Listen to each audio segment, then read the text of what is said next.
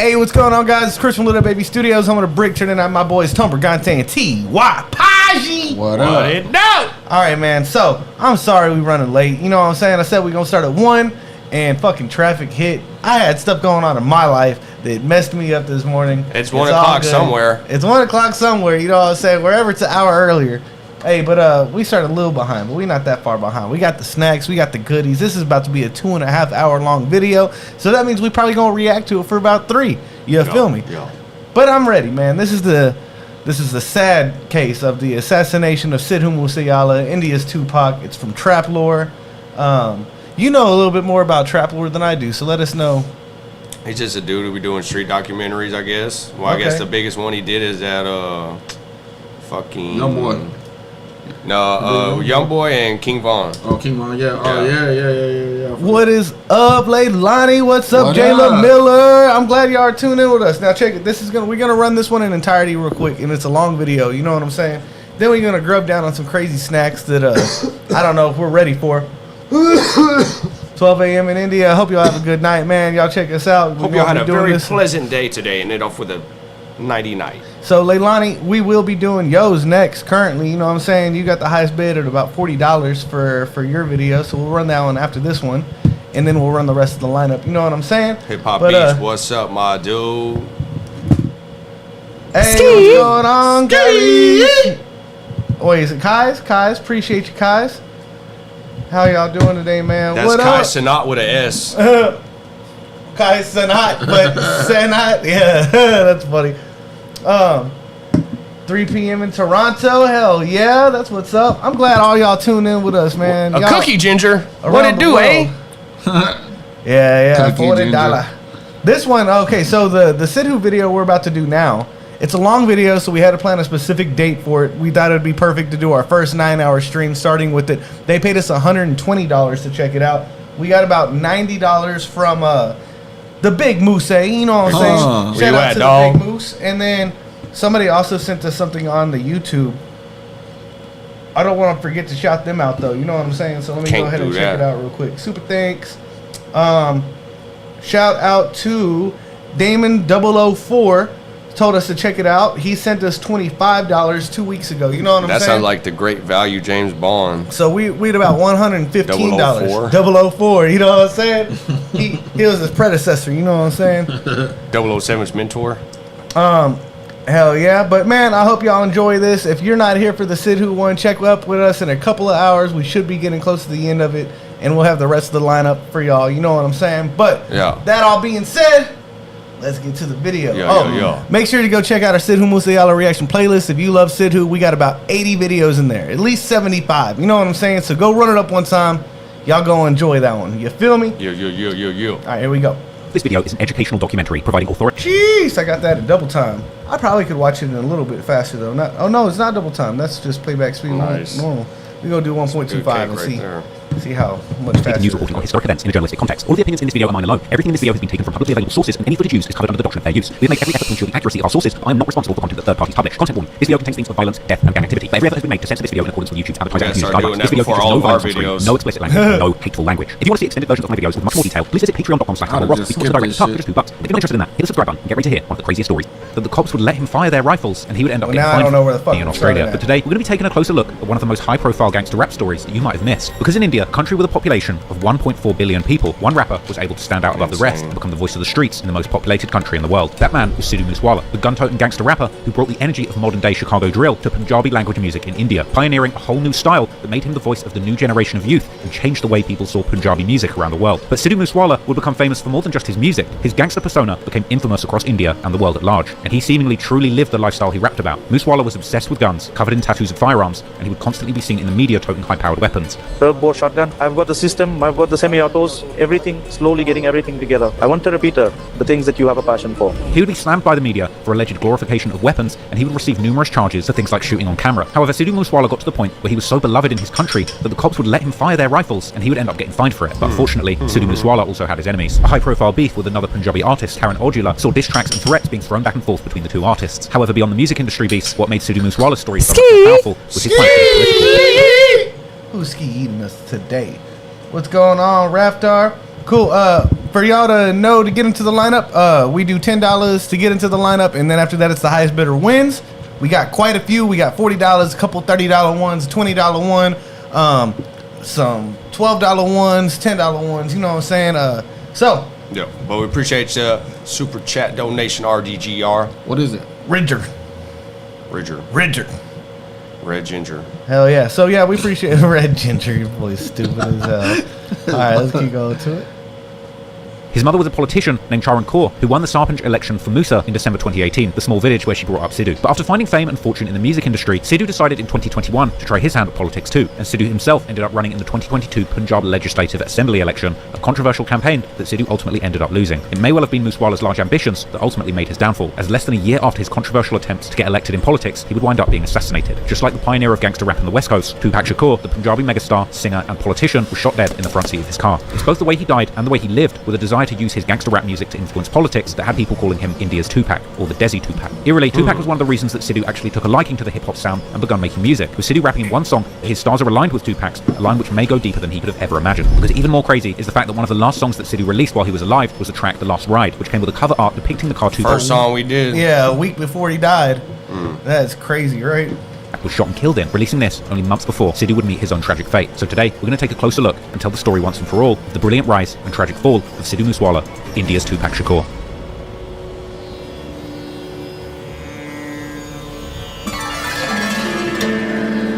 People believe Sidhu Moosewala is very fond of guns. Yeah, that is true. If you are fond of weapons, I ask you, which weapons do you keep? I have a 45 caliber pistol and several shotguns. They have 5 cases against me about guns and showing violence. In my opinion, though, I believe our culture revolves around guns. Because they're warriors. Do you like weapons as a means of self-defense, or are you just fond of them? At first it was just a hobby, but now it has a purpose. I've seen people come, I've seen people go. This guy is definitely here to stay. He's a bad boy lyricist, he's an amazing performer, and he is none other than... He's none other than Ski. That's funny, man. How y'all doing today, man? What's up, guys? Okay, we got you. Let me go ahead and get a snap of that right there. Ooh, you know I am Karan. Oil up, Cookie Ginger. Cookie Ginger. Hey, I fuck with you, Cookie Ginger. You know what does. I'm saying? I'm the ginger of the group right here too. You know? No. He's like the cake ginger. You wouldn't know this, but Undertone's hat, he's got dark red hair. You know? He looks like fucking Mexican Ronald Weasley. You know? Ronaldo Weasley. He's an amazing performer, and he is none other than Sidhu Moosewala. Punjabi rapper Sidhu Moosewala has recently decided to go into politics. He claims he wants to fix living standards in Musa and Mansa. He is not just someone known in Punjab, he is an international figure. A gang war that's I've been calling it because he's Moosewala, you know what I'm saying? So I've been saying Muse, but it's the village of Musa. Yeah. Oh, okay. Across Punjab, Delhi's Tihar jail, and across 7 seas to Canada. At the center of this gang war is this group of men led by Lawrence Bishnoi. My parents have taught me not to just sit there and take Bishnoi it. gang. My parents taught me, if somebody shows you attitude, you teach them a lesson. The guns and gangster culture in his song. Boxing wise, I'm pretty sure Sidhu would slap the shit out of fucking Karan Aujla. I ain't gonna lie, you know what I'm saying? Sidhu like 6'3", like massive ass man. Yeah, you know what I'm saying? He's a farm hand. All the farm boys out here are just some cock diesel strong motherfuckers. Yeah, super strong. You may think they don't know how to do nothing. Or if they big, man, then you better be scared. Like you ever seen that Russian farmer who does the slap? Yeah. He like fucking slaps bricks. Tone's like, I'm from the hood though. Man, you gonna get your pistol, my boy. He got that heart though. Moosewala would have never imagined that one day he would fall prey to gangsters himself. Hello, brother. You guys are full of wisdom. Please, why does someone come to our holy place and pray? Cut me some slack. What are you doing? Why are you pushing? We have come to pay our respects to the Guru. Oh, you better get your ass whooped. News just coming in India Today's Access. CCTV images from Mansa in Punjab, that cold-blooded murder of singer Sidhu Moosewala. Goli Brar, confession number 2, where Brar has said, yes, I did kill Sidhu Moosewala. Goli Brar further confirming that Sidhu enjoyed unnecessary power and I wanted to teach him a lesson and therefore I got him killed. In just 4 years, 28-year-old Sidhu Moosewala has become a Punjabi hip-hop global. That don't teach nobody a lesson when you kill them. You know what I'm saying? That just gets them off the planet. You know what I'm saying? That shit crazy. Global icon. He was attacked by gunmen and killed in Punjab. Sidhu's father, Balkaur Singh, has chosen to speak about the pain they've endured since the world lost an artist and he lost a son. The Bishnoi gang has taken responsibility for murdering Sidhu Moosewala, claiming that Vicky Vidukhera was their brother and they have now avenged his death. Oh, that's what it was, right? Like he was affiliated with a gang who killed another gang's brother. So they went after him. Yeah. Sidhu Moosewala was born Shubdeep Singh Sindhu on the 11th of June 1993. He always had a little mug. District of Punjab, India. The last name he adopted for rap, Moosewala, actually means that he belongs to the district of Musa, with Wala actually meaning belonging to, a practice commonly done by Bollywood stars looking for a stage name. Mansa is a rural district located in the Indian state of Punjab in northern India. The district is roughly triangular in shape and is bounded on the northwest by the Bathinda district, on the northeast by the Sangrur district, and on the south by the Haryana state. Mansa is well linked to other cities, particularly the Indian capital New Delhi, by an efficient rail and transport system. And the population. So you're T.Y. Garfield Walla. Mansa district stood at approximately 800,000 based on the 2011 census, but Sidhu's home village of Musa stands at a much smaller population of around just 4,000 people, with it being located just 10 kilometers south of the district's headquarters, Mansa City. Now, the last census was taken all the way back in 2011, and the government has delayed another census year after year. I mean, 1.4 billion people. How are you gonna keep track of those? But anyway, the Mansa region saw the arrival of the Aryans, Greeks, Persians, and Mughals, each of whom contributed to the region's cultural heritage. But being within the Punjab region, the most common heritage and religion among the Mansa district is Sikhism. In terms of religion, Mansa has a significant Sikh population of around 77.75% of the overall population there. And Sikhism is a monotheist religion believing in one God and general principles that lead to a good life, such as treating everyone equally, serving and protecting others, and removing the oppressive caste system out of India. Now, due to Sidhu's family and religious background, these Sikh principles were often carried into the topics of his music and just like his his daddy, bro. Yeah, his dad looks just like him. Yeah, that's a trip. He didn't have that mustache. He wears to cover his uncut hair. One of the Sikh principles is understanding the importance of weaponry and the defense of others. The Sikhs famously carry the 5 Ks, one of which is a small sword known as a kirpan. The reason being that the sword can be drawn as a last resort in the face of any danger or to protect others. Essentially, Sikhs can be trusted by the general population to protect others. Sidhu's religious backgrounds and principles would explain a lot of the topics that he chose to include in his music, as Sidhu later explained exactly why he rapped about weapons so much. Who's ski eating us, man? Oh, there's another Kai? Alright, Kai, we gonna get to you. T.Y. New York Siwala. You Is know it it, the same song or a different song? Oh, it's a different song. Okay, for sure. Don't teach, bro. Cocona's what? Boyfriend, what up? Cocona's boyfriend. What's up, dude? Karan, what up? What's going on, Cocona's boyfriend? Roman, what up? Don't teach. Don't teach, baby. Yeah, that boy T.Y. Paji, man. They fuck with you out there, my boy. I love those. I love them. I love everybody. Ultimately attracted the attention of the law, with multiple gun cases being filed against him during his career. He would explain that his culture revolves around those 5 Ks, with the carrying of a weapon seemingly extending towards firearms. Sidhu would explain that he actually believes that guns are not the problem, and it's who is using them and what they're using them for that's the issue. And he asked the viewers, or people that don't understand, to look into the background of the Punjabi region and the Sikh people. 10 years ago, singers were booked in cases for vulgarity in their music. They used to measure a girl's waist and look in her eyes. I don't have such cases. They have filed cases about guns and showing violence. Now it's back to the same thing. Everyone is entitled to their own opinion. My opinion is, you tell me, our culture revolves around guns. Revolves around Sri Saab. I'm going to ask you a question, and all my brothers watching. Whenever in our country, specifically in our state of Punjab, whenever the Prime Minister comes, a foreign diplomat or MP from we watch another Translate state Sing. comes. Oh, that's where crazy. he got it from. Oh, that's dope. That's badass. Why do we give them Sri Saab? Is Sri Saab not a weapon? Sri Saab is fine there, but if someone picks it up, then it's wrong. It is right. Even the gurus have us to always be armed. It all depends on the mind of the person. When the Sri Saab, who has the gun, if he or she is using it for the right cause or not. What is right or wrong? We are mere singers. We are incapable of telling you right or wrong. You see, all the intellectuals talking about guns, they're smarter than me for sure. And they find things to criticize about me. I don't mean to offend. I request them to look at our background, what our culture is made of, the fundamentals of our religion.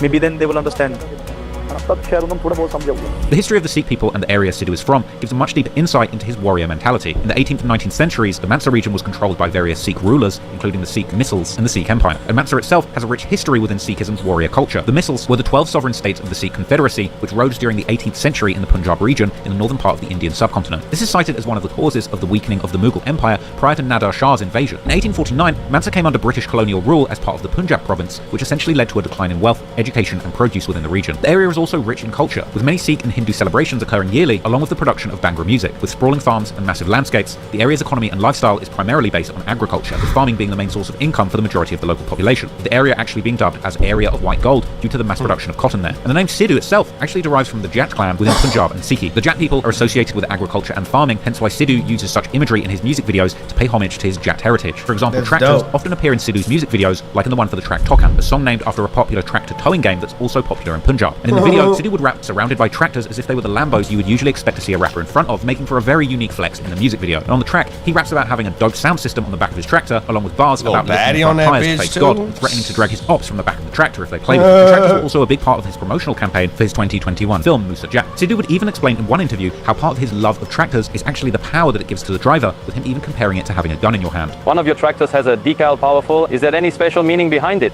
It's just when you feel the special power of the tractor. For me, it's similar to guns.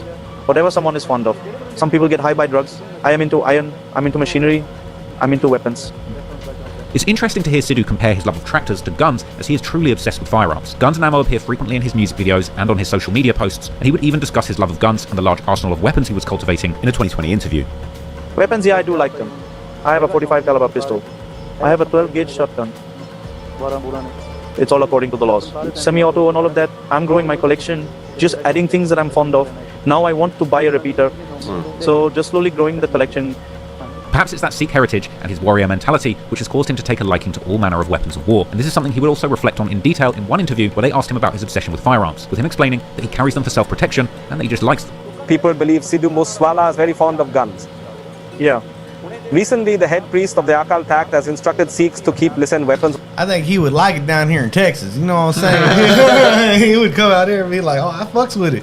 He would love the barbecue. Do you like weapons as a means of self-defense, or are you just fond of them?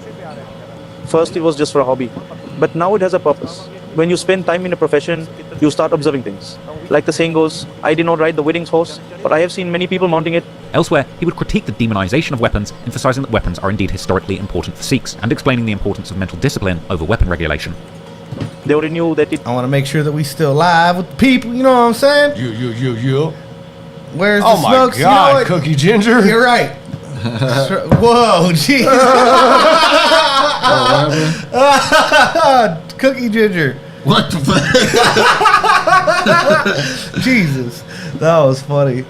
Oh, I have Listen, Not a Good Song. Which, this one, you don't like it? Well, hopefully we fucks with it, man. I direct the song Hip Hop Media Vibe. It's fire. Cool. All right, yeah, man. Y'all let us know where y'all from. What time is it? I'm about to light up for y'all since y'all saying. I got you, Viraj. Was a requirement of the time to add knowledge of weapons to enlightenment. Mughals will torture us. Nadia Shah and Ahmed Shah will plunder us. Appreciate you. Our gurus had the vision to think about this, and based on that, added weapons to our 5Ks of Khalsa. And now for the past 40 years, we are being misinformed that weapons are bad. Our next generation are dancing on TikTok and making reels. They're being told weapons are bad and you should be scared of them. Why shouldn't you put your hand on one? It's on my waist. It doesn't automatically go and shoot someone. When our mind is not trained, how will we stop our hands? The truth is the entire problem is our minds. Yet we are focusing on weapons and licensing. We are told to stay away from weapons because we are a border state. But they are not willing to treat our border state as one of them. Our very own boys from this state, 25th Sikh Regiment, is fighting at the border. You are telling some people to not pick up weapons. Then why are you asking them? No one really wants to speak about this topic at all. All the reporters try and come here and portray we are all about weapons.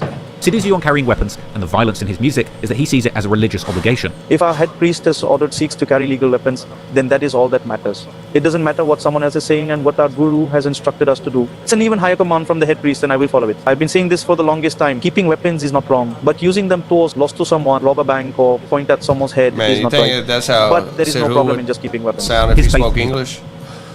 I don't know. I don't know. I don't think so, but I think that they got someone who they would put in there. It says AI. Oh, it was done by AI? Yeah, I mean, they're translating it, yeah. Oh, that's crazy. I didn't realize it was done by AI. Beliefs are a very personal part of his music and his motivations in life. The Sikh Jats were known as a large majority of the soldiers who took a stand on the front line opposing the Mughals. However, despite the strength of the Sikhs that live there, the Mansa district has had its fair share of problems ever since the British rule. This includes difficulties and deficiencies when it comes to economic development, education, and healthcare. The literacy rate of the Mansa district is shockingly low, and according to the 2011 census, only 55% of Mansa were literate at the time, lower than the national average literacy rate in India, which was 74% in the 2011 census. This could possibly be explained by the region's farming culture, as its residents may not believe in the education system, as they mainly rely on their own self-sufficiency. Now, the Mansa district also has some government-run hospitals and health centres, but the quality of healthcare there is indeed a concern. In Punjab, there are only 0.46 hospital beds per 1,000 inhabitants and one doctor for 8,900 people. And this large inequality causes deficient levels of healthcare for the locals that live there. And this is even worse in proportion to the Mansa Civil Hospital, where 20 doctors are expected to oversee 500 patients. The government has acknowledged these issues, but the progress there has been slow, and these are the challenging circumstances that Sidhu Moosewala grew up around. Clearly, his religion, his native land, and the principles he'd had instilled in him growing up had a huge influence on his path in life once he found his way. But before he found fame and fortune and decided to use politics in an effort to improve situations where he came from, Sidhu Moosewala's first love was music. From a young age, Sidhu cultivated a keen interest in music. He began singing in the 5th grade at his primary school and even managed to place number 2 in a singing competition. A lot of people, especially kids in countries outside of India, wanted to know when did Sidhu begin singing. I have been singing since the 5th grade. I took part in a singing competition and came 2nd place in the district. That was the beginning. Then I got to university and continued it. The rest is in front of you. What was your first song? First song I sang folklore. I sang folklore of Shahid Udham Singh and Baba Banda Bahadur. That's how I started. Then I did some folk songs of Bhangra. Did you learn music from someone? I did learn music from a lot of great artists. But I was not a classical singer. My teacher was from Ludhiana. His love for hip-hop started in the 6th grade when he was about 11 years old, with his favourite rapper being Tupac Shakur. He was also trained in music from his early years at the Harvinder Bittu Music Academy. Hello, I am Sidhu Moosewala, and I am here with my teacher, my father in music, everything. I have been learning at the academy and I'm here with everyone. And Sidhu would continue practicing his singing alongside his intense academic career, eventually pursuing electrical engineering at Guru Nanak Dev Ji Engineering College in Ludhiana, where he would graduate in 2016. Sidhu studied there for 5 years, and he would even take 1 extra year as he didn't want to leave the dorms because he was getting so much love from his fellow students. And it was here at the college that we can see one of the early examples of him singing and honing his skills as a performer.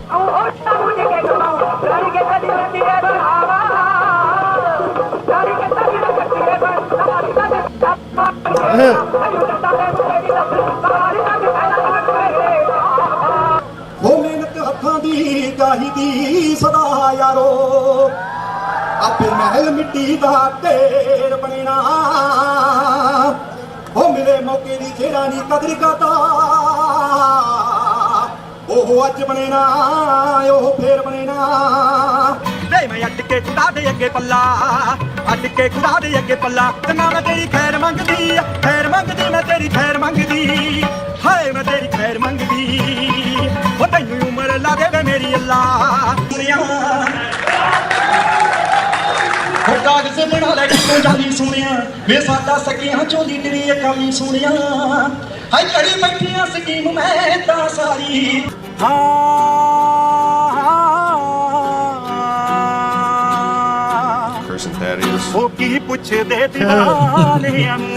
That kind of looks like Patrick. Back in the day, short hair Patrick with the glasses. Short hair Patrick with the glasses. Man, I ain't gonna cap, bro. He does notes that would make me faint. Like, I would run out of breath type shit. You know what I'm saying? He just be hitting these long ass notes and shit back and forth with other lines. God damn. After graduating from school in Punjab, Sidhu would then move to Brampton in Ontario, Canada, where he became an international college student at Humber College. And Sidhu has since shared that he was forced into moving because of his family. Sidhu didn't even want to leave his native country, but his uncle's son was going and he was made to join in. After your studies, you went abroad. How did that happen? It was due to my family. I didn't want to go. You know how it goes? If my uncle's son is doing something, I have to as well. First it was a degree. I told them I can't study that much. But no. If he did non-medical, I had to do non-medical. Damn. If they can study, then so can you. We sent you to the same school. Do you have a deficiency? I used to think, where have I been placed? I somehow passed high school. For the non-medical and for the degree, I crammed up lessons a lot. I did my degree with honors. And then they asked me to do a proficiency test to go abroad. I did that while completing my degree and passed that one too. How many bands you score? 6.5 bands. I did it without any classes. My family would ask, how am I going to pass? I would tell them I am only responsible for taking the exam. The examiner chooses whether I pass or fail. Like they say, do the deed and don't worry about the fruit. I don't know how I passed. So we can say Sidhu is proficient in English? It's fine. I can get by. During his stay in Canada, Sidhu would finally begin taking music seriously after being encouraged by his friends to produce songs after they heard him singing. ਹੋ ਜਾਵਾਂ ਸਦਕੇ ਮੈਂ ਤੇਰੇ ਜੱਟੀਏ ਤੂੰ ਜਿਹੜੇ ਜਿਹੜੇ ਨਾਲ ਵਾਰ ਕਰੇ ਨੀ ਜੀਰੇ ਹੱਥੋਂ ਨਾ ਸ਼ਿਕਾਰ ਕੋਈ ਬਚਿਆ ਕੋਈ ਉਸ ਜੱਟ ਦਾ ਸ਼ਿਕਾਰ ਕਰੇ ਨੀ ਹੋ ਜੀਦੀ ਰਹਿਣ ਤੋਂ ਤਲਾਸ਼ੀ ਮਾਮੇ ਡਰਦੇ ਕੋਈ ਉਹਨੂੰ ਅੱਖਾਂ ਨਾ ਫਿਰੇ ਬਲੋੜਦੀ ਨੀ ਕੋਈ ਉਹਦੇ ਨਾਲ ਮੜਾਵੇਂ ਅੱਖੀਆਂ ਲੰਗੇ ਮੌਤ ਵੀ ਨਾ ਜੀਦੇ ਕੋਲ ਦੀ ਨੀ ਕੋਈ ਉਹਦੇ ਨਾਲ ਮੜਾਵੇਂ ਅੱਖੀਆਂ ਲੰਗੇ ਮੌਤ ਵੀ ਨਾ ਜੀਦੇ ਕੋਲ ਦੀ ਹੋਏਗਾ Soon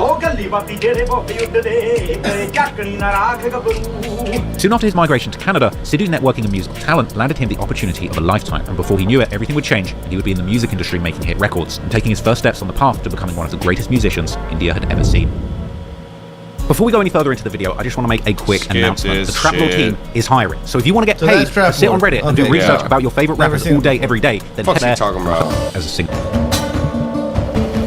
After moving to Canada to continue his studies and sharpen his skills as a singer-songwriter on the side, soon Sidhu Moosewala would have the opportunity of a lifetime to break into the music industry, when he would land a massive placement as a songwriter when he wrote the track License for another Punjabi rapper called Ninja, being credited prominently on the cover as the writer under his given name Shubdeep Sidhu. Now sitting at over 20 million views, the track became a hit, and Sidhu's talent for songwriting was undeniable. He would later perform the song himself upon his return home to Punjab at his old GNE college. Sidhu then spent the next year honing his craft and writing skills, garnering up a list of massive singles of his own. Eventually he would release his debut song from this collection of recordings, a track titled G-Wagon, which came out on the 2nd of July 2017, a track which was a sudden hit that quickly put Sidhu on the radar of Punjabi music fans. The song itself was a much more traditional Punjabi pop song, and Sidhu, whilst displaying his talent as a singer, hadn't quite yet fully fused his style with the American hip-hop elements that would later make his music so unique. But he had begun his solo career, and from here he would continue developing as an artist song by song. From there, he would slowly put out 9 tracks that comprised his debut album, with him improving and evolving each time. This was an unconventional release strategy, but it worked well for him. His next track was Mustang, which would circulate later in July 2017. Now the beat itself was a very generic American hip-hop beat, but it's kind of like a crappy stock beat from like Hip Hop EJ from 2016. But Sidhu took that beat and he sung and rapped in his native tongue Punjabi, with the end result being incredibly original. Despite being a Punjabi track, thematically, Sidhu's music was dealing with topics much more at home on an American gangster rap album. Fast cars were becoming a clear motif, with his 2 tracks released so far being inspired by cars popular in America, the G-Wagon and a Mustang. Sidhu would also rap about his ops chasing him with their foot on the gas pedal as he clutches a Draco, the gun beloved by drill rappers from all over the world, with Sidhu claiming that his Draco sings the tune of his enemies' funerals. He was spitting. Mustang would be followed up by more music like the track Lifestyle featuring Banker, which leaked in late July and was uploaded to YouTube in November 2017. The track titled Lifestyle was a stark look at the street lifestyle that Sidhu had grown up living, with references to armed conflicts with his ops, revenge killings, and living and dying by the gun. He would rap that his AK-47 keeps an eye out for him, as well as having guns and bullets tattooed on his body. He'd talk about having a gangster state of mind that runs in his blood and killing any ops that stood in their way, with Sidhu rapping all about sticking people up at gunpoint and how the country boys used to run their town. Sidhu was jumping on the mic and talking gangster like a real drill rapper, and people were loving it. All of this momentum was leading up to a breakthrough moment. Sidhu was honing a unique musical style, blending the Punjabi flavour of music with gritty lyrics about the gun-toting street life he grew up around, and soon the world would wake up to this unique style in a big way. In August 2017, Sidhu released his first breakthrough single, the astronomical hit titled So High. The song itself now sits over 750 million views, by far one of his biggest songs to date. This track reached numbers that many of the mainstream artists in the West would dream of attaining, and the track itself was a textbook example of why they call Sidhu Moosewala the Tupac of India. It had a booming beat that was like a timeless American rap beat, and in his bars, he was rapping about American tropes like having lowriders and appearing in the video surrounded by gangsters in what I assume is the trenches of Canada. The song itself painted a dark picture of a life of crime and violence in a way that few Punjabi musicians have done before, rapping about guns, claiming his hobbies are dangerous and life-threatening, with Sidhu claiming to keep loaded pistols on him and making the local gangsters fear him. Sidhu also seems to show a certain amount of self-awareness on the track, explaining how his gangster approach to music has landed him big record deals in Canada, and he goes on to brag about how dropping 4 singles in a month had other pop stars intimidated by his monumental rise. And Sidhu was spitting facts. In the space of just a few months, having released G-Wagon, and Sidhu was spitting facts. I like Lifestyle, and So High, he had become one of the most buzzing prospects in the Punjabi music scene. So High set the standard for Sidhu's career, and he essentially cemented his legacy, as this track alone almost birthed an entire new genre of Western-inspired Punjabi music, as he would mix his hybrid singing and rapping style over traditional folk Punjabi instruments and melodies, combining that with Western trap 808 beats much more at home in an Atlanta strip club than a small Punjabi village. The song So High resonated deeply, not only in Punjab itself, but also with the westernized South Asian communities living in the West, such as in the UK, and particularly Canada, where Sidhu had studied. And Sidhu was seemingly a genius at blending this Western gangster rap culture with his native Punjabi elements, and he did it in a way that unlocked a new audience of over 1 billion people around the world. We gotta remake that picture for you, you know what I'm saying? Which one? The the Sidhu picture. You know what I'm saying? Yeah, I'll be live. Yeah. Got you. Y'all let us know in the comments if we got to recreate some Sidhu photos for T.Y. Paji. You know what I'm saying? I'm sure he'll fuck with it. One great example of this actually occurred just 2 months after dropping his hit song So High, around the time of Atlanta rapper 21 Savage, who was going viral for his interview, where he famously described the tattoo on his forehead, saying, "It's a knife." What is the cross? It's a knife. It's a knife. That shit, yeah. What's the cross on your head symbol? Where he famously described the tattoo on his forehead, saying, "It's a knife." What does the cross on your forehead signify? It's a knife.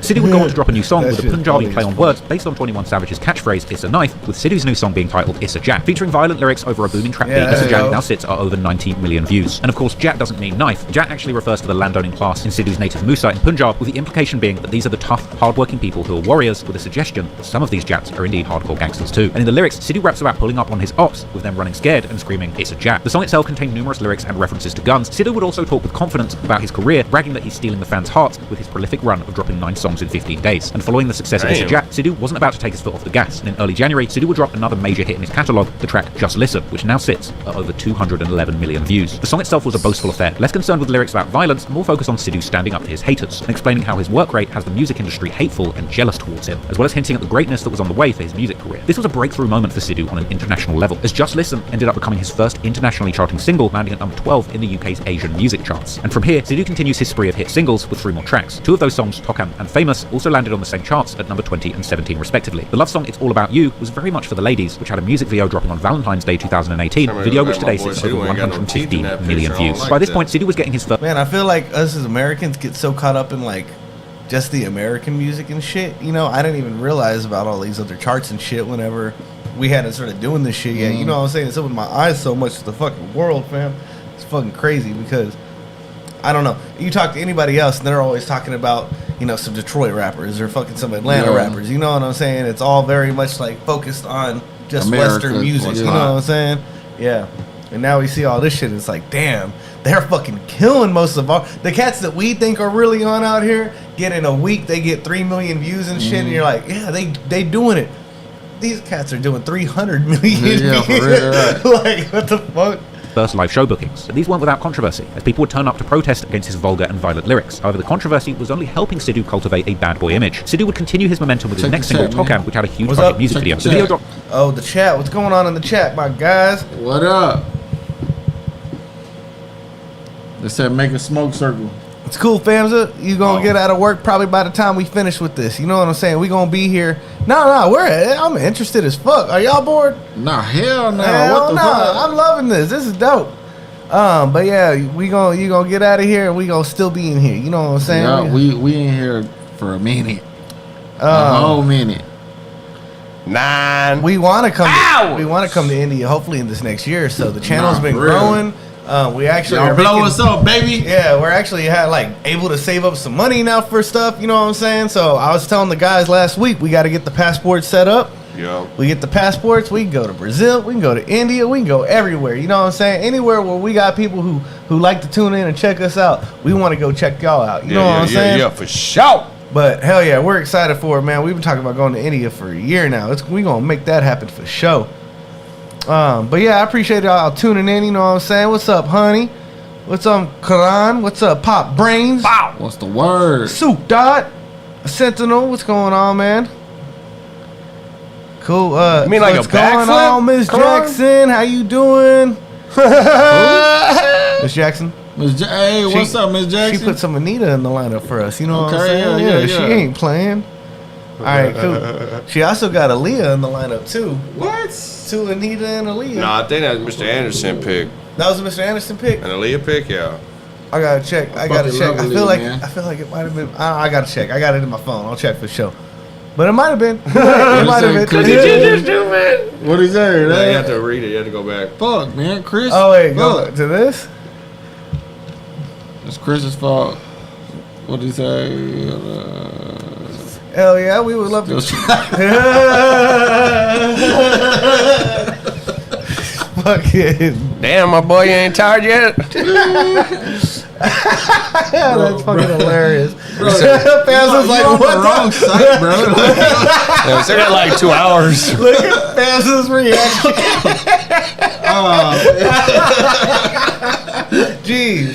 Y'all funny as fuck, boy. Yeah, that's I've been here earlier. You know what I'm saying? Like, They're all cracking up. Oh no! What happened?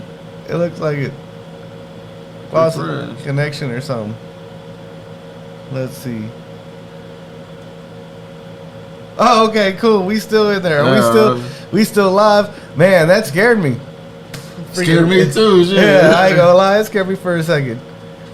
We love y'all too, man. Y'all are funny as fuck. Y'all gonna keep us entertained today. I'm excited for the day, man. I ain't gonna lie. I've been excited all week. I've been messaging like, hey, man. It's our first day doing the long day. I'm excited to see what the fuck goes on. You know what I'm saying? Y'all really lit us the fuck up. Yep. All right, let's get to it. Dropped on May the 17th, 2018, and today has a whopping 340 million views. The tractor-themed video would pay homage to his farming roots, with the song's hook using a slick double entendre to threaten his ops with being dragged from the back of a tractor if they cross him. The song was a unique Punjabi spin on gangster rap that felt completely fresh and exciting. On the song, Sidhu would sing and chant in his native Punjabi tongue about having shooters on his team, doing this over another unique beat that blended those Punjabi melodies with American hip-hop 808 drum patterns, making for a certified banger that doesn't sound like anything else in the West. But even more interesting was the outro of the song, where Sidhu would deliver an uplifting message reminding his listeners of their revolutionary spirit and warning the listener that the people he represents aren't the sweet-talking businessmen who like to be flashy, but actually the down-and-out jats who drive tractors and have short tempers. This was a kind of warning to the world that Sidhu is the leader and the voice of this working-class youth of jats who he represented with his music. It was deep stuff, borderline revolutionary, and one of the most striking reasons that Sidhu Moosewala has been compared with Tupac Shakur. Because beyond making great music that spoke the language of his generation, Tupac also used his music and profile as a platform to promote political messages of black empowerment. His music was intended to uplift and electrify his generation of inner-city youths in America, and that was perhaps what made Tupac so dangerous to the establishment. Sidhu's next banger was the appropriately titled track Famous, and the song itself was kind of Sidhu's own announcement to the world that he was indeed famous. It was one of those songs where a rapper goes from next up to actually up. By this point in his career, Sidhu had truly arrived, and in the song he would rap about the fact that people now pay to meet him, and now he has haters burning with jealousy, as well as having losers trying to be famous by trying to fight with him. And this was all true, because by now, Sidhu Moosewala was a huge star. His next song, Dark Love, with a video released on July the 6th, 2018, today has an insane 177 million views, and this video depicted Sidhu as a kingpin executing his ops, as well as rapping about being a killer who fell in love and how his G-Wagon had been used in murders, suggesting that he's now got that same G-Wagon following a woman. Now, whether or not Sidhu Moosewala was actually arranging murders at this point is debatable, but what was true was the fact that since he became the hottest thing in Punjabi music, he had a lot of people pissed off, and in the midst of all of his musical output, a rivalry was brewing in the scene that had the potential to turn violent, and soon, fans who wanted to crown Sidhu Moosewala as India's Tupac might have just found their Biggie Smalls.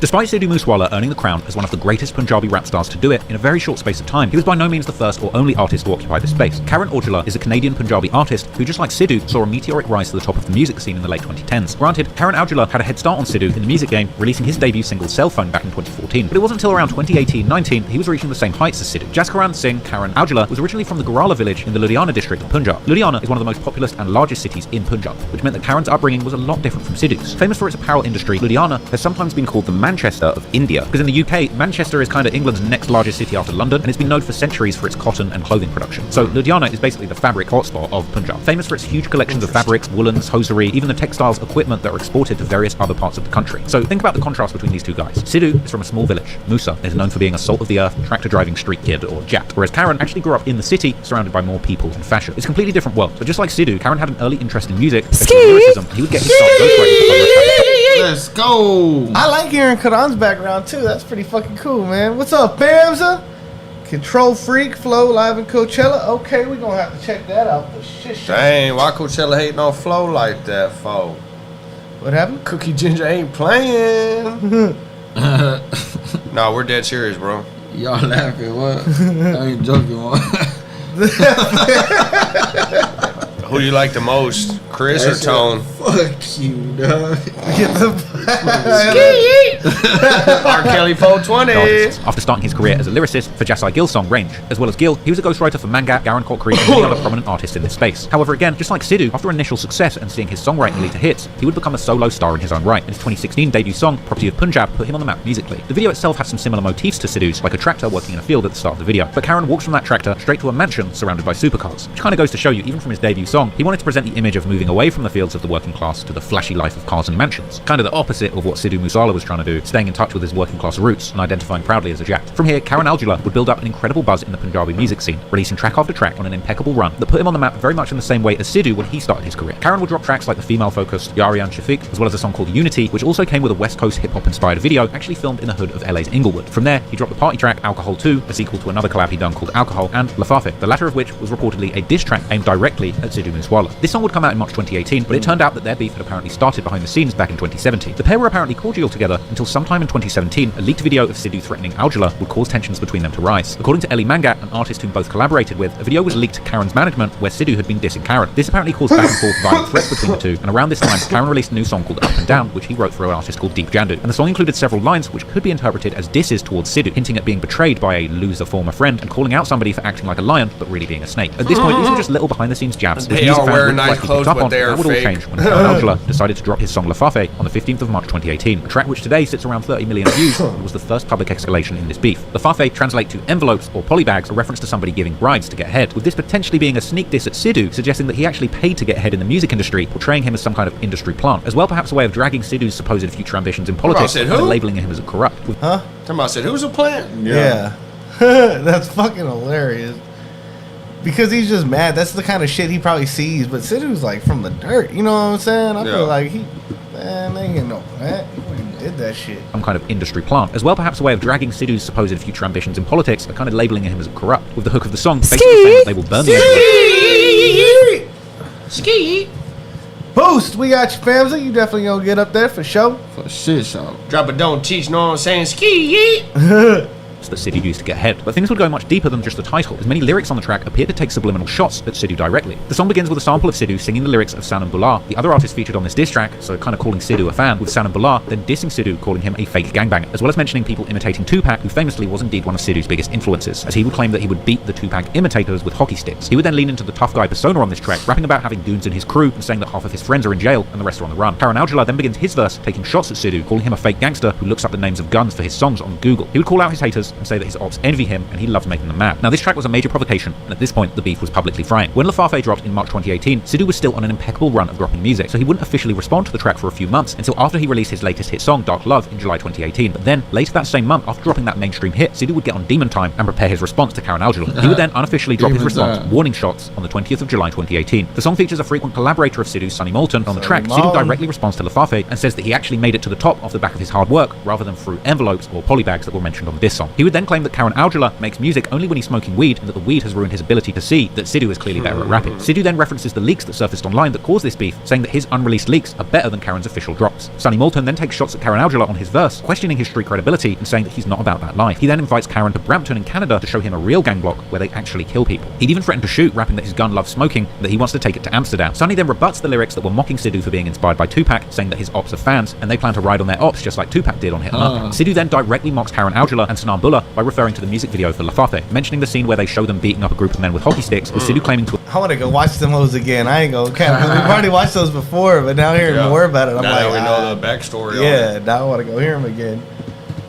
Bular by referring to the music video for Lafafe, mentioning the scene where they show them beating up a group of men with hockey sticks, with Sidhu claiming to have made the guys in the videos with the sticks move with just one phone call, perhaps hinting that he can make a call and have real demons with hockey sticks pull up, or he might be saying that he called those specific people after seeing them in the video and pressed them. Next, Sidhu denies learning about guns that he raps about from the internet, saying that he always stays armed, and claiming that he has the heart to shoot and get shot at, something that's eerily prophetic, as it was reported that Sidhu was actually the only man to shoot back at his attackers on the day that he was killed. Then Sidhu references the Up and Down song that Aujla wrote, saying that this song is a direct response, and that's followed by Sidhu claiming that he will check anybody who disses him. Now, this track was a major response and set the Indian music scene on fire. Fans would comment how this beat had catapulted both artists at the time and sparked far more interest in the Punjabi music scene than ever before. But now, other than threats sent back and forth between camps, this beef stayed primarily in music. However, it did create a large divide between both fan bases and caused a lot of fans to pick a side. Many discussions over who was the better artist would take place after this beef popped off publicly, with most people clearly choosing Sidhu Moosewala as the better artist and the winner of the beef. But at this point, these two artists were huge in the scene. Essentially, this beef would be like the current Kendrick Lamar versus Drake beef, but for the Punjabi scene. And naturally, this brought a whole lot of extra clout and attention to both artists. And Sidhu's next move off the momentum of this beef was about to be huge, because on the 18th of October 2018, Sidhu Moosewala released his first full-length album, PBX1, and he did it with the support of T-Series, India's biggest music label, and at one time PewDiePie's biggest op. Now, the cover art of PBX1 perfectly encapsulates Sidhu's unique style. He'd be crouching on the front cover, rocking his turban but with Western clothes in front of an American lowrider. This was the quintessential gangster rap for a Punjabi audience, and a completely unique and authentic look at the modern-day globalized Indian youth youth culture. Now, the production on this tape is much more focused on the American trap-style drums that match Sidhu's aggressive singing and lyrical content, but it still maintains that authentic Punjabi culture, the vocals, and the melodies that make the project feel completely unique and fresh if you normally listen to Western gangster rap. Now, the project PBX1 resonated with Indians all over the world and was a huge success, with this generally being considered a classic album in the Punjabi rap world. It hit number 1 on iTunes for Indian pop music, and it hit number 66 on Billboard's Canadian albums chart. This project went down as one of the great Punjabi projects, and arguably is Sidhu's best work. At this point, he was cemented as a megastar in the Punjabi and especially Sikh communities. He was beloved in India and by Indians around the world, and he would even begin to tour internationally off the back of So High and PBX1's success. But it wasn't just Sidhu capitalizing on the momentum of this beef. That same month, Karan Aujla would begin dropping a string of hit songs that really saw him break into the next level of the Punjabi music scene. In October of 2018, just 2 days after PBX1 released, Karan Aujla dropped Don't Worry, which today has over 180 million views on YouTube, a track where he continued to lean into the gangster image that he'd been cultivating in his back and forths with Sidhu. In the lyrics, he would hint towards using guns and threatening to kill anyone who looks at his girl. There'd even be a verse from a woman kind of playing the role of his girl, where she sings about being scared to tell him about her problems because he squeezes people like lemons. This kind of gangster love track sort of painted Karan Aujla as sort of the Ja Rule for Sidhu Moosewala's 50 Cent, with Sidhu kind of presented.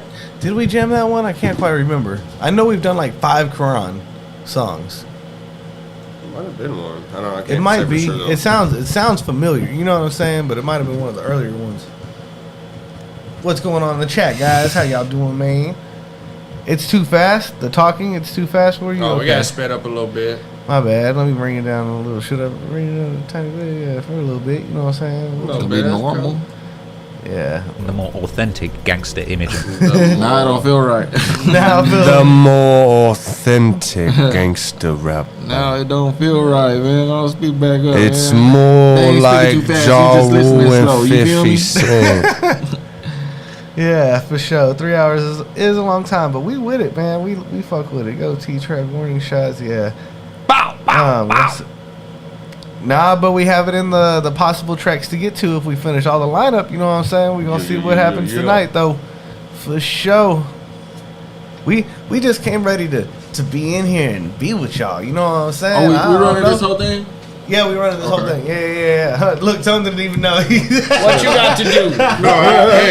I'm with it, shit. Yeah, we might have to stretch after this one for a second, though. You know what I'm saying? If we get 100 likes on this as we go, Tone will stretch live stream. You know what I'm saying? We got 2 more hours. Stretch. Fuck y'all.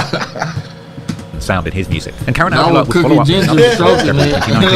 Try to give some more content for Cookie Ginger. Go ahead and drop 10 bucks in over there. Off camera. Dying after going up against them, as well as there being hits on watch out for track Cookie Ginger. He'll screenshot it.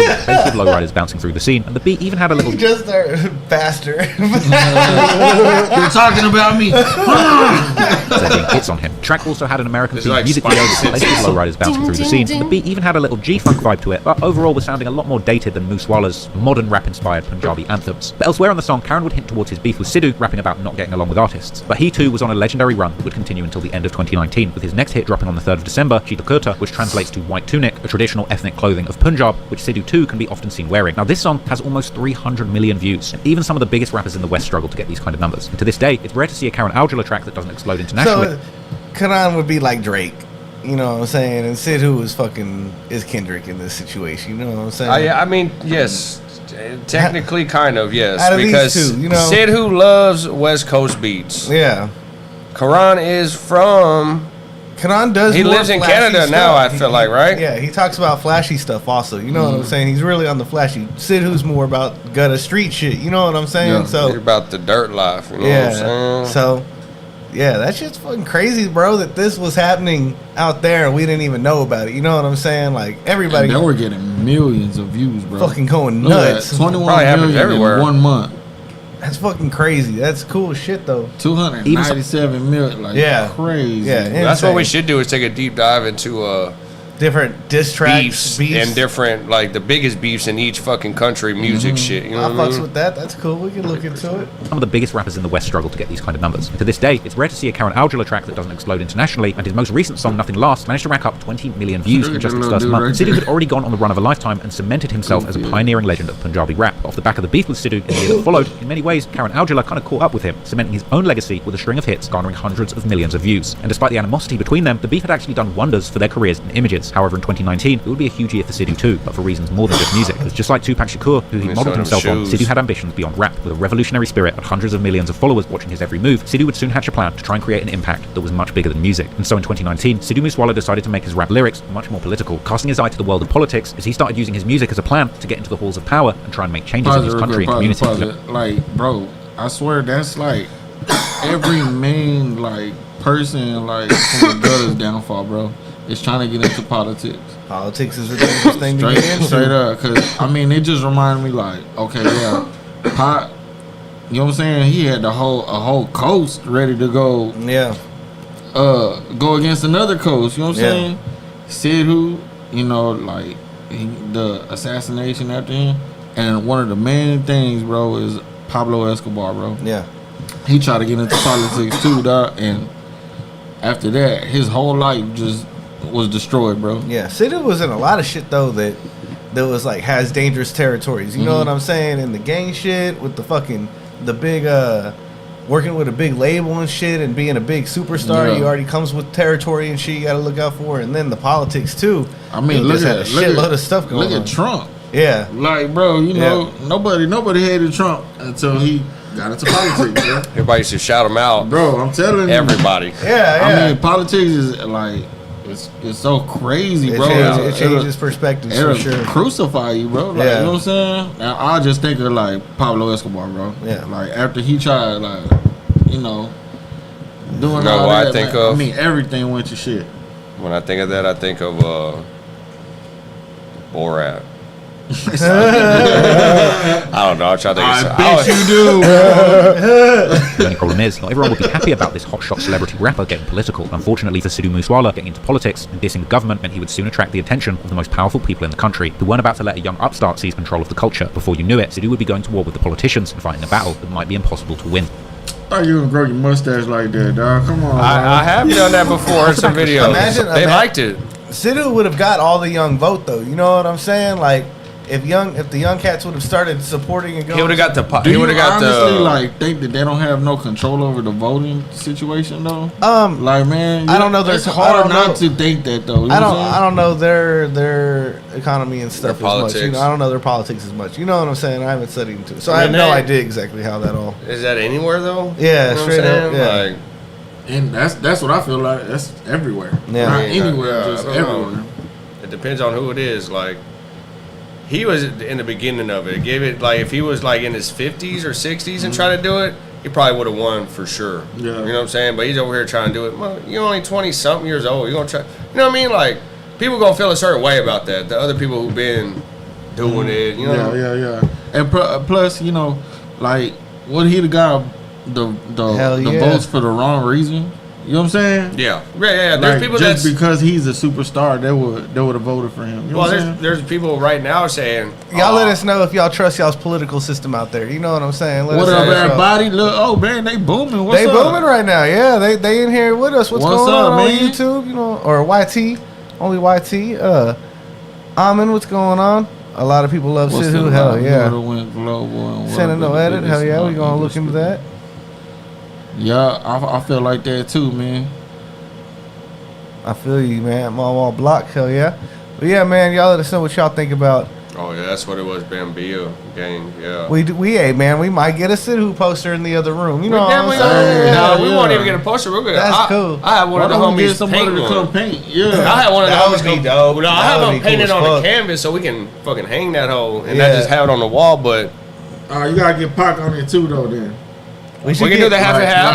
Yeah. Oh, have them in the have them both in the little low. You know what I'm saying? Man, bro, that would be crazy. Both on the okay. That probably would go viral, bro. I think every couple of months we got to change the picture. You know what I'm saying? If we got a new one every like 6 months, we put a different one up. You know what I'm saying? Yeah, for sure. That way we can come up with some more icon. But that one's dope. And then we have just one big ass fucking pocket compilation.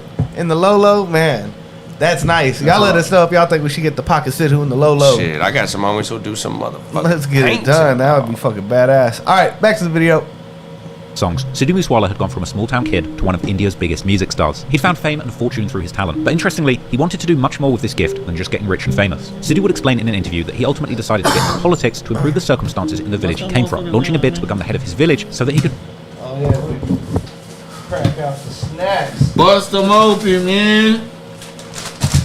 Yeah. What's up with it? Tony, you ever had And Tone's like, ugh, I don't want none of that Have shit. you had these before too? I've had them before, They're yeah. decent, man. They're decent. They're decent. Yeah, let me try one, man. Let me try out pecan treasure.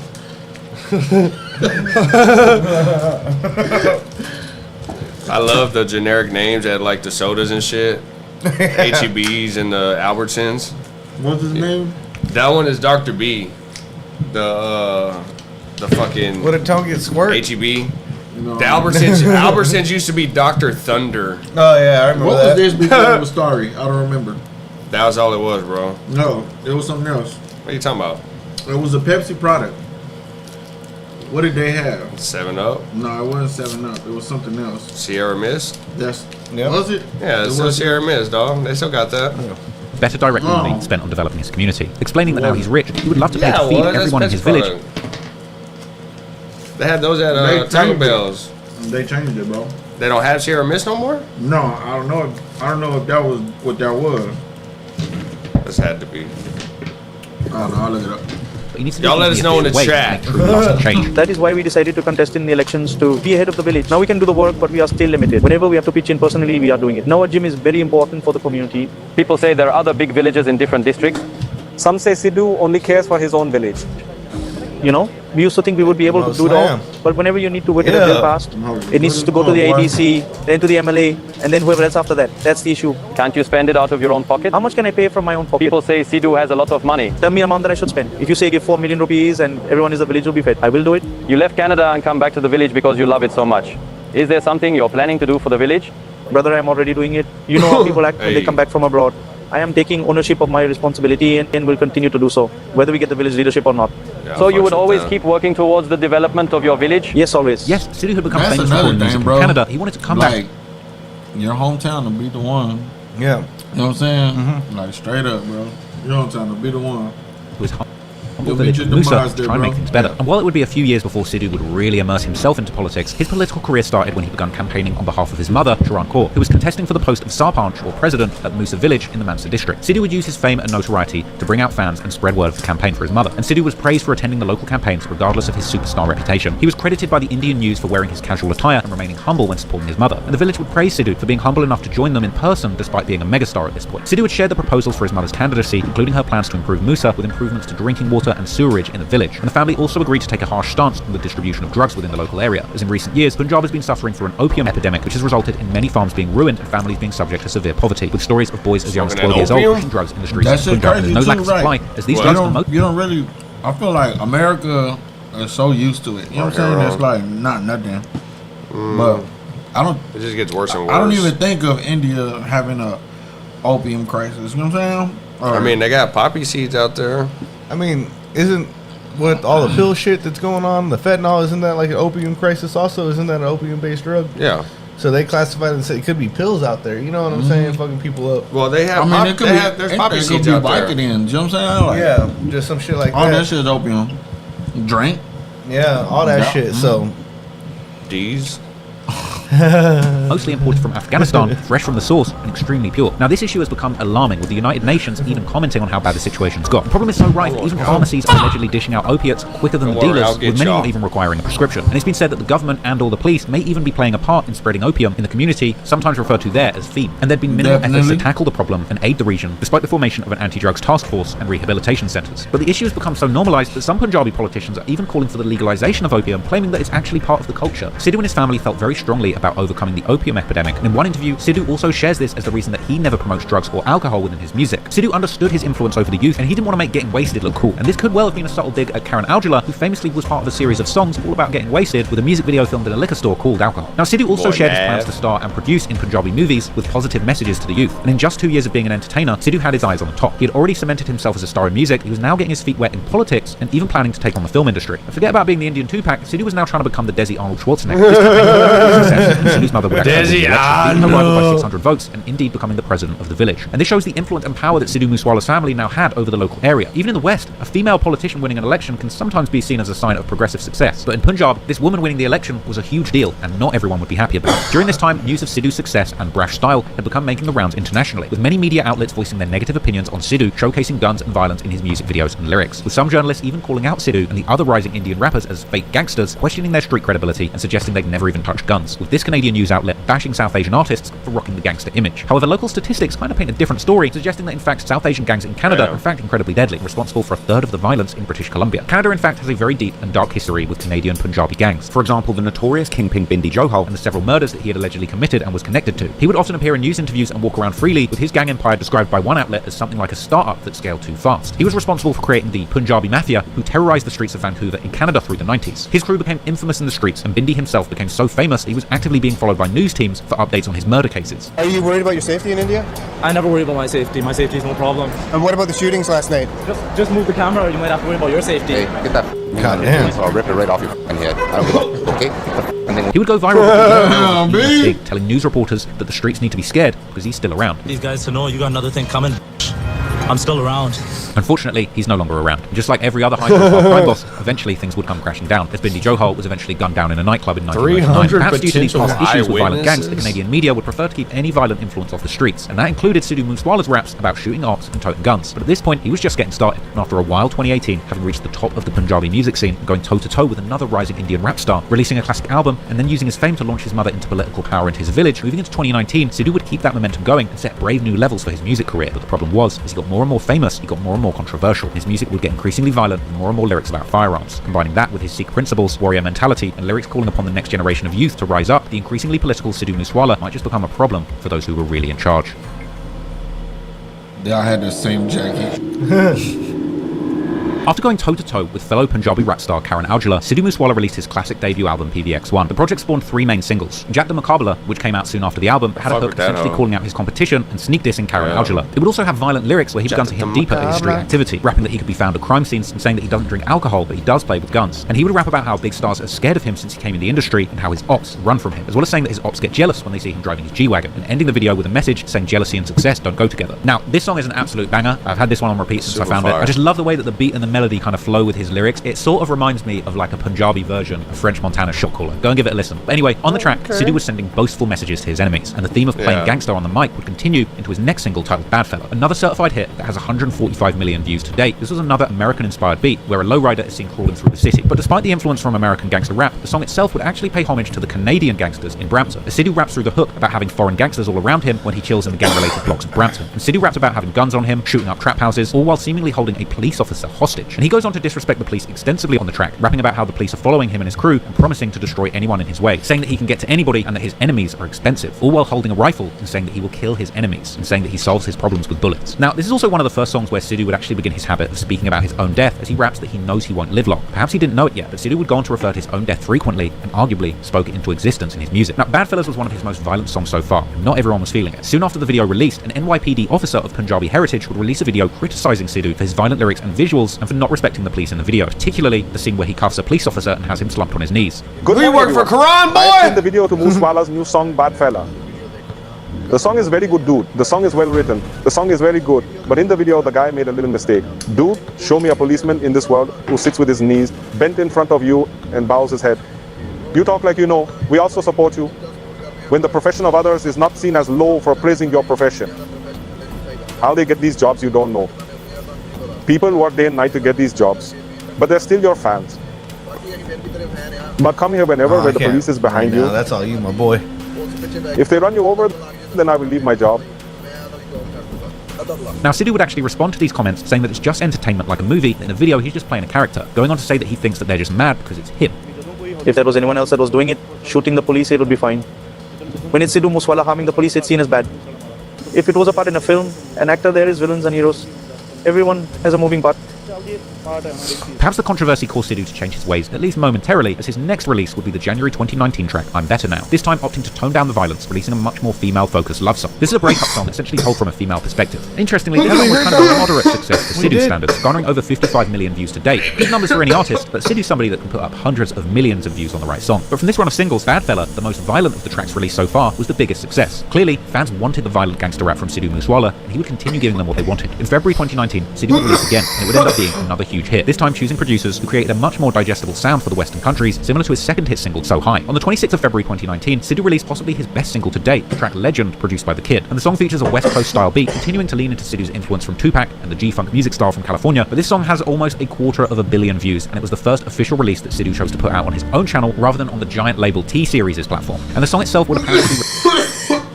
How y'all doing in the chat? Making sure we still live with all our people.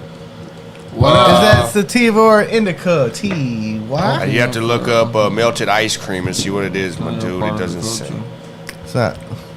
Nah, I feel that. Okay, it's part of the culture. Mm-hmm. It's a coke epidemic, is what they're saying. Need to have a video y'all eating Indian food.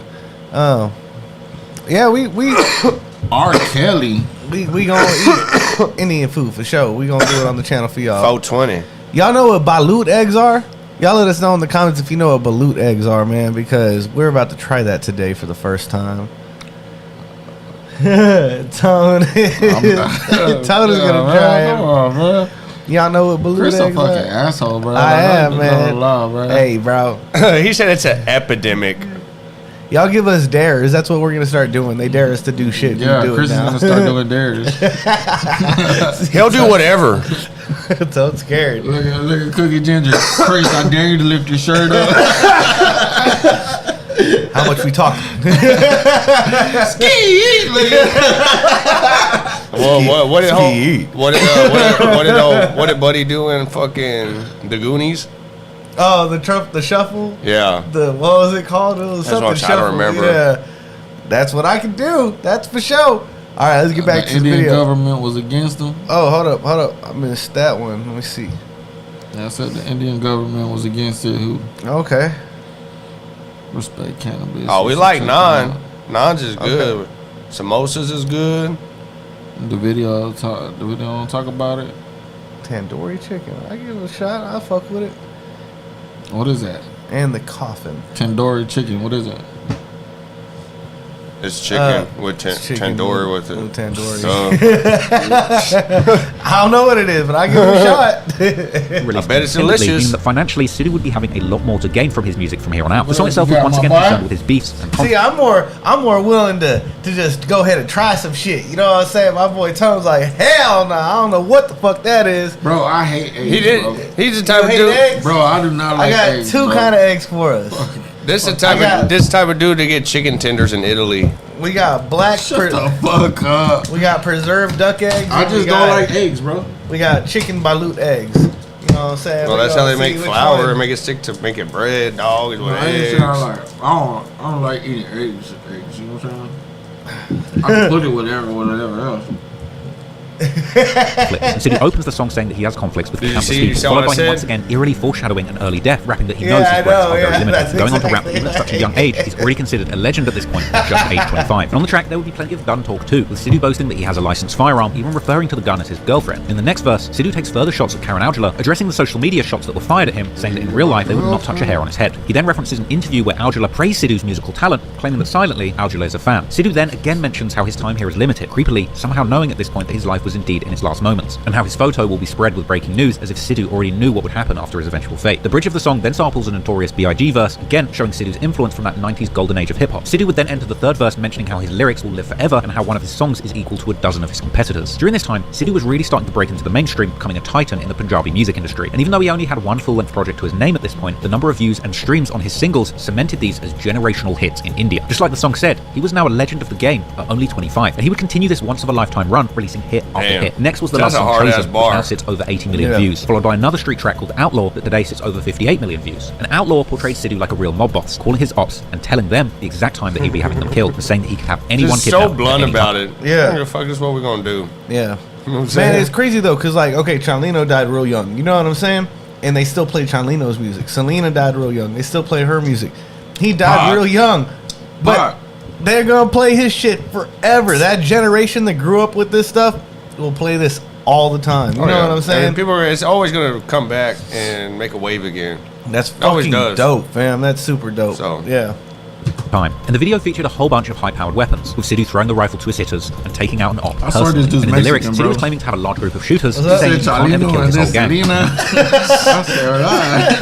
This fool is Mexican for real, right? Messing with his crew would lead to your certain death. He raps that his gang is out all night doing crimes, and they wear their accusations like medals, and that the things they have to do in the streets get the government talking. A bold and interesting lyric, considering there had already been outcry about violent lyrics and promoting firearms against Sidhu and other Punjabi artists all through 2018 and 19. Anyway, on the track, Sidhu would also once again meditate on his own impending death, rapping that any moment could be their last. In April, he would drop his next track, Eastside Flow, which now sits over 158 million views. This was another American-themed track, with a video decked out in lowriders, and of course Sidhu's beloved Mercedes G-Wagon. At one point, even hit a headline in the video, which was a Times of India article discussing Punjabi on Punjabi violence in Brampton in Canada. Now, this was an article that reported on apparent violent clashes between Punjabi groups on a Brampton college campus, amid suggestions that Indian gangsters were moving to Canada under the guise of studying, but then getting in the streets. Elsewhere in the Eastside Flow video, Sidhu would also show a thumbnail from a YouTube channel called Severa Star Talks, who had dropped a video about him. Now, this YouTube channel actually reports extensively on the Punjabi rap scene, has made dozens of videos about Sidhu, regularly keeping track of any times the police have spoken out against him or any times that he clapped back, as well as having interviewed him personally at his home, where in one clip he actually asked Sidhu about the rising prominence of firearms in Punjabi culture, with Sidhu explaining that the wider culture dictates what everybody... Man, I fuck with that yellow tracksuit right there. That bitch is dope as fuck, man. That bitch is fire. He got drip, bro. For someone who don't rap about drip a whole lot, that motherfucker had drip. You know what I'm saying? That's when you know you got drip. You could tell by all the different colored turbans that boy got. He had all the fucking badass ones, man. Even Del G, they be some fly ass dudes, I ain't gonna lie. Yeah. Del G, bro. Yeah, they be fly. Brody could dress, bro. Yeah, for sure show. How y'all doing in the comments, man? What's the word, everybody? You here for the egg tasting? It's not happening yet, but it will. He's ready to watch Tone eat some huevos. Whereas he does explain that there's a time for everything, I guess, including guns. He would also point out that there were times in the 80s and 90s where people got very active on the streets, suggesting that this is more to do with what's happening in wider society rather than the musicians making everyone violent with their songs. Controversy has arisen and caused discussions. Some came from South India and claim that people want to start speaking Punjabi because in the Punjabi songs they are talking about guns, and since then there has been an increase in crime and drugs. What does Sidhu Moosewala think of this? First of all, we are supposed to talk about culture. What is the definition of culture? What is culture? What kind of clothes someone wears? It changes in time. The way a person eats, behaves, the culture that a person has in the surrounding environment. That's the culture. The 80s and 90s were the time when there was a talk of getting up and burning. Expensive cars were not available then. It used to be a matter of getting up and going. And when there was such atmosphere, you talk with that calculation. But anyway, despite the controversy surrounding his violent lyrics, Sidhu continued leaning into his gangster persona. His next song was titled Mafia Style, and today sits over 60 million views, despite not even having a music video. And the song had an interesting concept, where Sidhu rapped that when he has his wedding, it has to be Mafia style, with a convoy of G-Wagons, guns in his jacket, and both British pounds and American dollars being thrown into the sky. But while Sidhu's gangster reputation had the whole of India talking, his street persona would ultimately begin to cause him problems with his career. He was blocked from performing in British Columbia, Canada, due to the police having concerns of violence popping off at the show. Unable to perform in summer 2019, Sidhu would get back in the studio and continued making hits, and his next anthem would come in August 2019, when he released the song Same Beef with Bohemia and Big Bird. And the track didn't disappoint fans, who had grown to love Sidhu's tough as nails, gangbanging lyrics. In Same Beef, Sidhu would rap about catching cases, gaining more ops, and being a shooter, and still beefing with the same people from his past, despite his... Man, remember when we were first getting into Sidhu and shit, where maybe like 3 or 4 videos in, and we're watching one where he's like rapping in a gas station, and old boy like bumped into him and shit, and he like mugged the fuck out of him? We didn't know who Sidhu really even was yet. God damn. They probably took care of his ass behind the store when he walked out off camera. He didn't make it out of there, you know. You know what I'm saying? Newfound fame and success. He would even claim in one ominous bar that he still rides around in the same car and that he's not hiding from anyone. Sidhu also prophetically mentions how the bullet is his beginning and end, as well as saying that Toronto is still his hood. Big Bird then possibly sends some more shots at Karen Aujla, claiming that boys have become rich by copying him. And Sidhu later... what he means or what? What you saying? Yeah, the bullets had started in his end. Yeah. Yeah. His daddy shot up the not club. hiding from anyone. Sidhu also prophetically mentions how the bullet is his beginning and end, as well as saying that Toronto is still his hood. Big Bird then possibly sends some more shots at Karen Aujla, claiming that boys have become rich by copying him. And Sidhu later continues to flex his weaponry, claiming to have more weapons than friends, which is essential for his enemies. The track was clearly a shot at his ops, and Sidhu was doubling down on the violent themes that were attracting him attention, both good and bad. And the formula was working. This song was a huge hit today and sits over 500 million views. While Sidhu was capable of making love songs, it was those tough gangster rap bangers that really got in the numbers. But the following month, Sidhu experienced one of his first brushes of controversy beyond his violent lyrics when he released the song Jati Tion Morwagi. Ironically, the song didn't include any violent lyrics this time around. It was actually his usage of the name of a sacred figure in Sikh culture actually had people offended. The song itself was more of a love song where Sidhu praises a tough woman who he says has strength, guts, a good name, and the ability to fight. But the deeper connotations of the song and its connection to the Sikh faith left some people upset. The track was condemned by the Sikh religious community, largely because the song was made to praise the Jat caste, which technically actually goes against one of the main pillars of the Sikh religion, which is to remove the caste system and treat people equally. As Sidhu was seen by the Sikh community as a turban-wearing entertainer who had made his Sikh faith part of his image, the religion's followers believed then that Sidhu had a responsibility to represent the faith correctly in his songs. More specifically, due to the song being centered around a young, attractive, gun-wielding Jat woman who keeps male gangsters in line, he projected her as a modern incarnation of Juan Moore. Moore, a colonial-era bandit known for vigilante violence, is a revered figure and seen as a symbol of bravery, essentially something like a kind of Robin Hood of the Punjab. And the song also seemed to allude to the 18th century Sikh warrior Mai Bhago, which is apparently what offended the Sikhs the most. Ironically, it wasn't the promotion of violence and guns which he had done for years in his music, but actually offending his religious elders that got him in the most trouble, making a song where he put himself and his Jats above. That's kind of cool though. He represented like the badass chick in the fucking in the religion, you know what I'm saying, and the folk in the lore of it, you know what I'm saying. Yeah, I thought that's pretty fucking interesting, fam. The rest of society, and confessing his love for a gangster woman who was based on a sacred figure from his religion had the Sikh community furious, and things were very serious. Faced with the threat of a criminal case being lodged against him, Sidhu would have to face the Akal Takht, the highest temporal seat of the Sikhs. Seen at the bottom of the golden temples, this symbolizes the dispensation of justice. We just watched a video about this. That's crazy.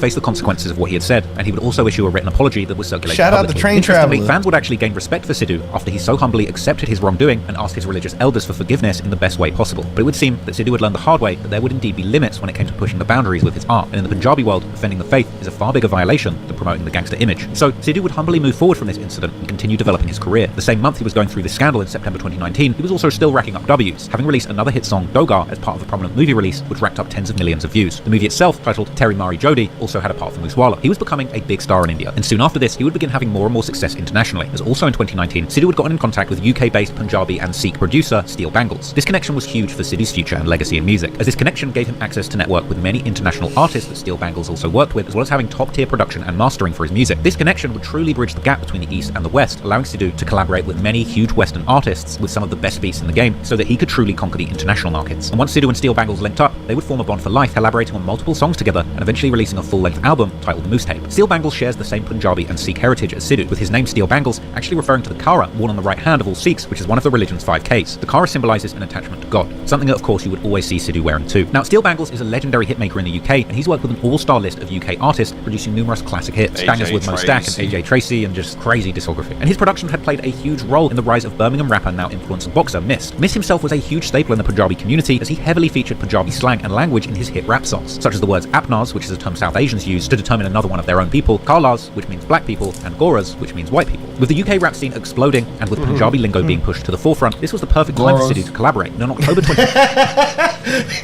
Todd had to memorize white people. He said, Goras.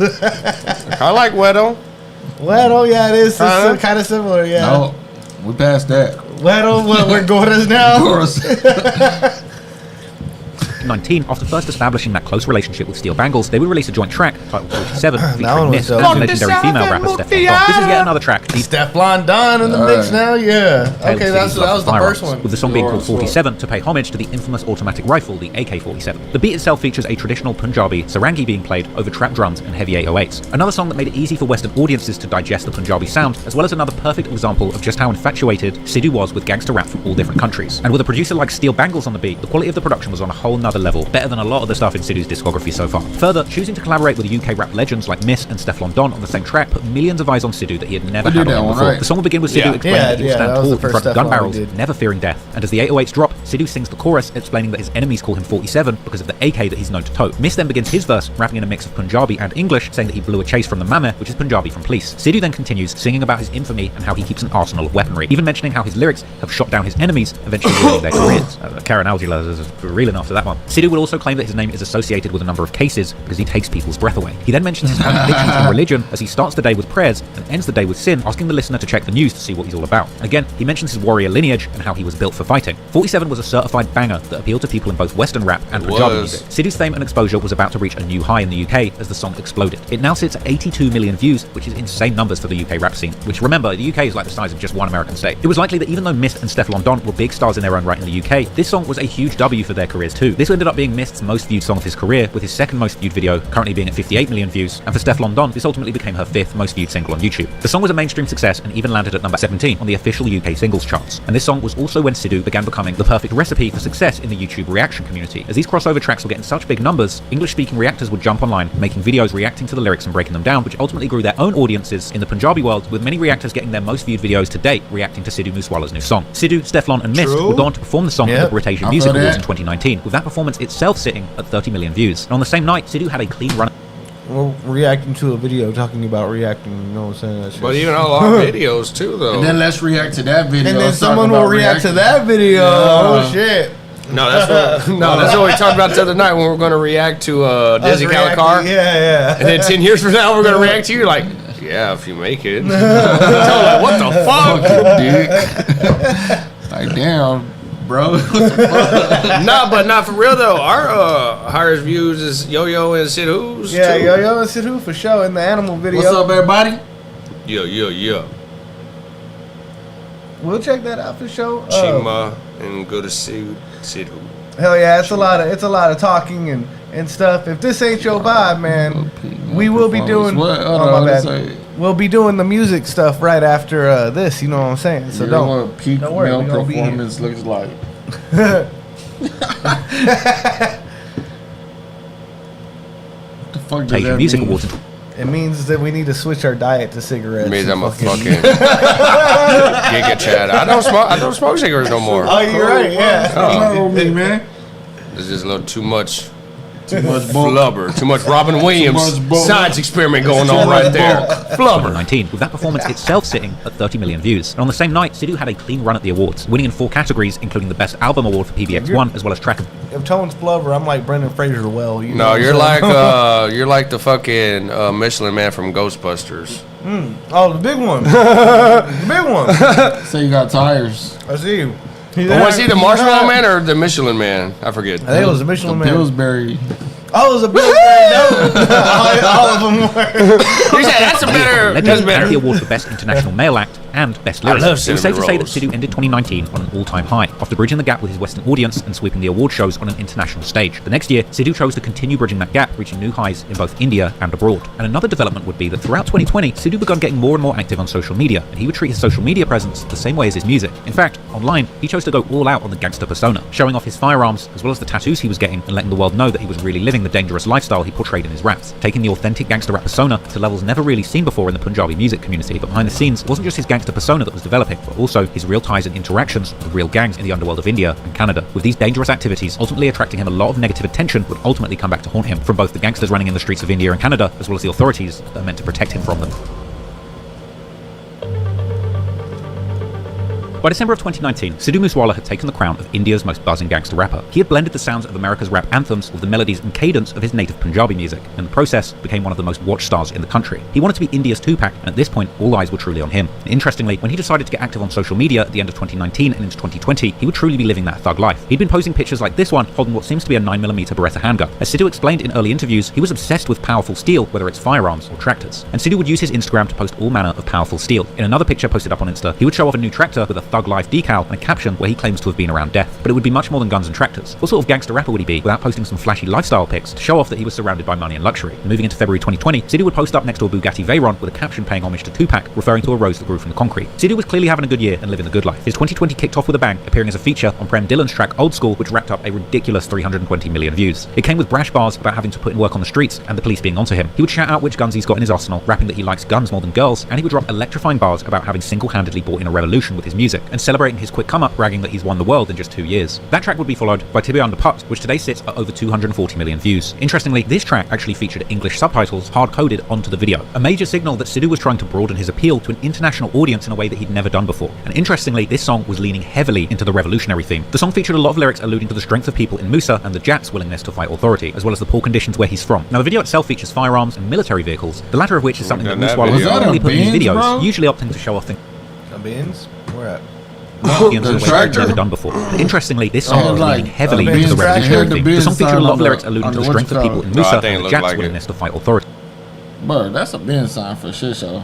Oh yeah, and it's on the front. As well as the poor conditions where he's from. Now the video itself features firearms and military vehicles, the latter of which is something that Moosewala wouldn't normally put in his videos, usually opting to show off things like tractors or Range Rovers or G-Wagons. The video also featured a poster from his mother's election campaign, and he raps in the hook about the youth of major cities being crazy about him, and the chorus of the song is basically him saying to envy the Jats is fatal, all while he's being portrayed as a sort of head of the village surrounded by armed guards. And he goes on to rap about having to say bad things and do bad and be surrounded by goons just to get where he is in life. He would also diss the Western entertainment industry, saying the black and white freaks in Hollywood are watching him and copying his moves, even calling out Westerners for doing reactions to his songs. But most interestingly, he would end the track with a powerful message, saying that he doesn't belong to a noble family, he doesn't have any grandeur to his name, saying that he's just a humble village kid, but despite that, he has powerful people scared of him, and saying that the words from his pen sting people like poison. This was Sidhu's most political song yet, and it really spoke in the revolutionary tone that he'd built up over the years, but this was his most pointed political message by far. And the song resonated amongst the people. It landed at the number 8 spot on Apple's Top 100 India charts. No doubt this was Sidhu honestly reflecting on the feathers that he had ruffled behind the scenes. He was showing no signs of letting up. In May 2020, Sidhu chose to release his next full-length project, the aptly titled album Snitches Get Stitches. The album received mixed reviews from critics and the public, largely because it was a compilation of mostly unreleased tracks from SoundCloud or songs that had previously leaked online. So he was criticised by fans and critics for a lack of new music, but it turned out that things were much more complicated behind the scenes. Sidhu had wanted to go independent with his music. He was already releasing songs on his own YouTube channel after seemingly leaving a deal with T-Series behind. And allegedly, the Snitches Get Stitches mixtape was a hurried release that happened suddenly amid a disagreement between the Brown Boys record label headed up by Big Bird, who had produced many of Sidhu's early hits, including his biggest song, So High. Things had turned bitter in the group amid a dispute about the song My Block, which was produced by Big Bird. But anyway, following his breakup from the Brown Boys, Sidhu became his own boss and formed his very own record label in August 2020, and he named it 5911 Records, after the famous tractor, which is heavily sought after in the Jat community. But sadly, 5911 Records was formed in the midst of turmoil for Sidhu's career, as Sidhu's love of firearms had gotten him into serious trouble again throughout the summer of 2020, this time being charged with numerous gun offences. The first of these cases was filed on May the 4th after a video was released of Sidhu firing an AK-47, which went viral soon after its release.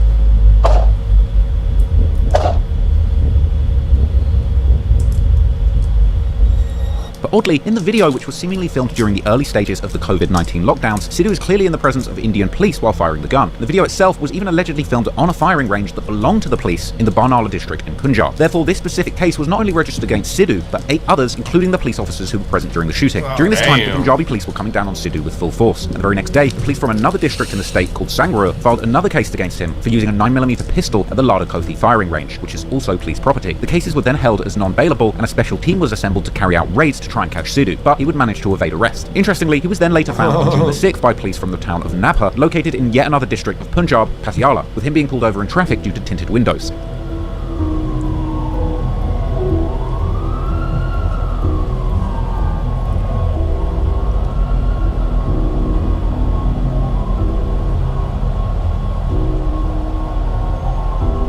But despite being wanted in these 2 other districts, Sidhu would actually be let go, with the local police then releasing a statement claiming it was for the Sangrur and Barnala police to proceed further in their own cases against Sidhu. Now this strange series of circumstances probably says something. Either bad blood between these police departments of different districts, or on the other hand, there might have been a big difference between the higher-ups in law enforcement that were trying to take him down, while at the street level, cops who are possibly big fans of Sidhu may not want to be the ones to put their favourite star in handcuffs. But anyway, at the end of June, Sidhu would finally appear in front of the court in the Sangrur district, with the media reporting that Sidhu had seemingly managed to convince the court to grant him an interim bail on the condition that he would join the investigation within 7 days. And by what appeared to be a major stroke of luck, Sidhu would manage to avoid any jail time on these charges in several districts. Fortunately, instead of choosing to manage to convince the court to grant him an interim bail on the condition that he would join the investigation within 7 days. And by what appeared to be a major stroke of luck, Sidhu would manage to avoid any jail time on these charges in several districts. Unfortunately, instead of choosing to lay low, Sidhu then chose to release his new song, Sanju, the very next day on the 16th of July. he got arrested and fucking dropped another song, man. That's fucking crazy. What's going on, guys? What up, everybody? Man, this shit is badass. I'm sorry if y'all don't like it, man. We gonna get to the rest of the reactions in just a minute. We're about an hour away from being done with this one. But I find it super fucking interesting. I'm not even gonna lie. Love from Italy? Hell yeah, that's what's up. React to Chima. Okay. Chima Y? I haven't heard of them yet. We're gonna have to check that out for sure. Yeah, this documentary, Homeboy did a great job at this documentary, man. Well, that's what he does.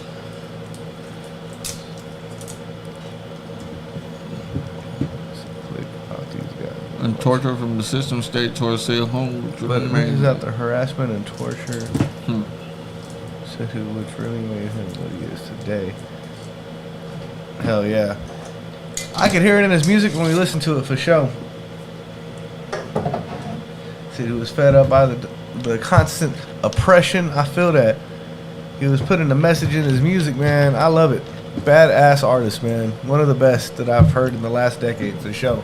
The bold track, which was seen as a massive middle finger and protest towards the police. The concept of the song is based on a famous Indian actor, Sanjay Dutt, who was faced with similar gun charges as Sidhu back in the mid-90s. Dutt, who had risen to prominence in Bollywood during the early 90s, was caught purchasing multiple AR rifles from a... Oh, that's that one video we watched, right? Yeah. The actor who got arrested for like it was like a month or some shit like that, yeah.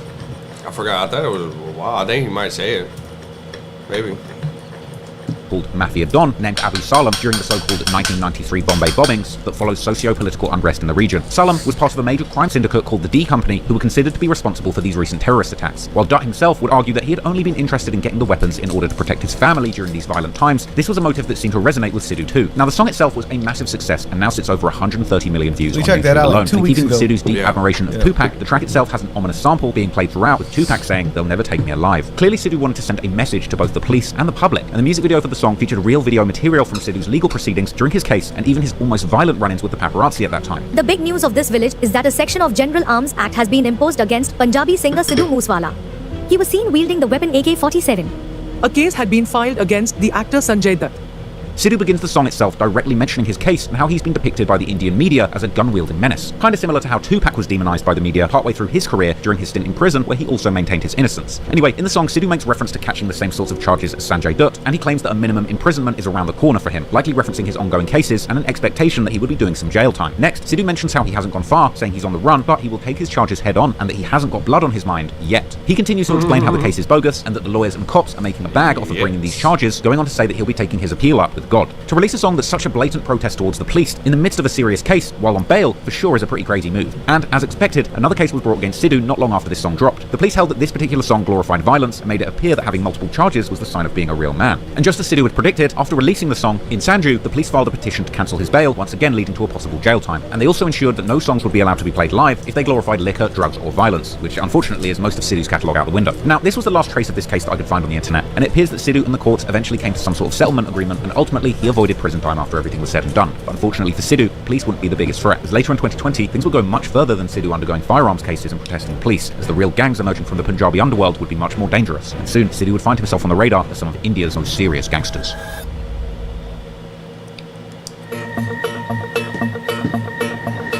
By the summer of 2020, Sidhu Moosewala had cemented himself as one of India's most buzzing recording artists, as well as having shown the Punjabi music world that lyrics about guns and gangsters could be just as big, hell even bigger, than love songs all about girls. But his gun-toting lifestyle had got him the attention of the police, and soon, Sidhu would be in the crosshairs of India's realest gangsters that even the police are scared of. On June the 11th, Sidhu released a song that placed himself into the centre of a deadly war within Punjab. The song was titled Bambina Bol, with another major Punjabi artist named Amrit Maan. The song would appear as a normal Sidhu hit to most fans and listeners, with the track performing extremely well. I remember this video. This video was dope as fuck. The song was cool. But yeah, they said it was super controversial while we were reacting to it. Racking up over 250 million views. Wow, I wonder where that dude's at now, though. Right? Yeah. Amrit Maan or whatever. We're gonna have to look him up and see what's up with it. I think we have some more requests from him. Yeah. Bambina refers to two things at the same time. The Bambiha is known as the singing of a Jacobin cuckoo bird, often heard when it rains in India, with this bird song being considered a harbinger of a monsoon. And in the song, the bird itself is singing about Sidhu Moosewala and Amrit Maan's praises to the world. The chorus, Bambiha sings, is part of common Punjabi folklore. Basically, the concept of the song is saying that everybody listens to Sidhu and Amrit Maan now, just the same as they would listen to the bird song as a Bambiha. Essentially, they're saying they're the voice of authority, like bosses. Their voices and their songs are a part of the culture, a part of nature, something that happens when it's about to rain. But curiously, in the opening monologue of the track, Amrit Maan warns the listener about something serious, saying that this song they just wrote is going to hit like a slap for some people, possibly a warning for his ops. And as it would turn out, Bambiha is also the name of one of India's most notorious gangs. Now, I'll explain who they are in a minute, but before we get to that, let's take a closer look at some of the lyrics of that song that hint as a double entendre between the bird song and the name of the gang that makes this track a low-key gang anthem in disguise. The song will begin with Amrit Maan explaining how the police are investigating some murders that have taken place under a tree where the Bambiha sings. So he's saying that somebody got killed and the birds are singing like a metaphorical rain is about to come. Man continues. We saw this one about a month ago, not too long ago. I remember it pretty fucking vividly. Yeah. He is boasting his Jat heritage and how the world is in fear, and of course showing love to his beloved tractors, explaining how his religion is farming, and the video itself would show the singers loading revolvers and riding around with bodies hanging from the trunks of their cars. Something they would even sing about, mentioning how the enemy's leg can be seen hanging out of the trunk, all while the Bambiha sings. In the second verse, Man shouts out Sidhu's native block, PB31, the district code of Mansa where he hails from, and he explains the importance of Jats using their village name instead of their own, like Sidhu Moosewala. In Sidhu's verse, he begins by boasting about his various connections from Musa all throughout India India and beyond, and praising his beloved 5911 tractor. He could also be seen roughing up his enemies and even handing them pistols to finish themselves off with. Next, he mentions his 45 caliber pistol being full of ammunition up to his neck, which he brags about will rip open chests. The song then shows a still of a page from a local newspaper in Punjab referring to 3 men who went missing from police custody for horrendous crimes against women. Now, this could well have been a shot at the police for allowing such awful criminals to escape, as well as a dig at the lowlives that would do such a heinous crime. But this is where the song begins to take a much deeper meaning, with much darker and dangerous implications for the singers than just a bird song. The song itself is called Bambia Bol, a reference to both the bird song and the gang that has the same name. And during this time, there was a rampant war that was running throughout Punjab between the Bishnoi and the Bambia gangs. Clearly, the title of this song and the imagery was related to much more than just a singing bird. Sidhu would warn the listeners that people would be mad at this song, and that the bird song before the monsoon was essentially a metaphor for the monsoon of gang violence that was about to unfold. It was later claimed that the Lawrence Bishnoi gang were extremely offended by this song, and it was believed that with this song, Sidhu had actually taken sides and publicly shown his alliance to their sworn enemies, the gang led by Davinder Bambia. The Bambia gang is notorious in India, and videos circulate showing their famous members together toting guns, along with newspapers that circulate posters showing prominent members. Numerous newspaper articles would describe the gang as a small set of around half a dozen associates and friends of the leader, Davinder Singh Sindhu, otherwise known as Davinder Bambia. He was actually a kabaddi player, which is a Punjabi contact sport similar to rugby or American football, but he would eventually lose interest in sports, becoming a shooter and a gangster. In 2010, he founded the notorious gang and ended up getting killed by police in an encounter around 2016 when he was just 26. Now, interestingly, in India, what's known as encounters are where the police take justice into their own hands and finish off the gangsters they've been chasing once and for all. One newspaper article on the killing 5,700, 600 and something. Go back real quick. Damn, that's crazy, bro. Y'all think y'all knew Sidhu knew what he was getting himself into? He had to have, right? Like, cool, yeah. I figured that out. Hey, Sidhu, after it played for a second, I was like, huh, but I figured that's probably what he was. He was just mentioning it, not necessarily like going against it. Yeah. In the documentary, he said the dude said calling out reactors in the U.S., but I think he was shouting out reactors in the U.S. Because that's what they've said, is that he shouted out a lot of reactors before, that he would put them on their stories. The and be like, interpretation is crazy, because I thought it was like, he's saying like, look, I got like Americans like reacting to me. That's what after I thought about it for about 10 seconds, I was like, okay, that's exactly what he's trying to say. Yeah, you know what I'm saying? But first interpretation on it, and I think they could understand why I interpreted it that way. You know what I'm saying? But I was like, okay, they mean he was showing love to the people who were showing love to him and being like, look, I got Americans fucking with me now. What the fuck you want? Yeah, that's what I felt like. You know what I'm saying? Yeah, okay, we all remember that part because we're reactors. Shit. The last That's funny. Hold on, dropped. T.Y. Paji on fire.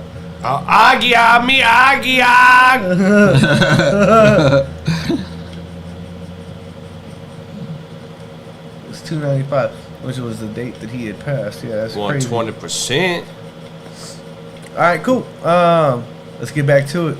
Yeah, man, this shit's interesting as hell, boy. Their own hands. Man, this is dope because we've checked out so much Sidhu before. Now it makes me want to go fuck it. It's like when you watch a good movie, right? And you're like, what did these meanings mean though? And you look it up, and then you see all the meanings, and you're like, fuck, now I want to watch that bitch again. You know what I'm saying? Yeah. Finish off the gangsters they've been chasing once and for all. One newspaper article on the killing will gleefully boast that the founder of the Bambias would no longer be able to brag about his crimes on Facebook. But despite his death in 2016, the gang still operates to this day and has continued waging war against their rivals, the Bishnois, all across India and Man, they gonna make a movie about Sidhu. I swear.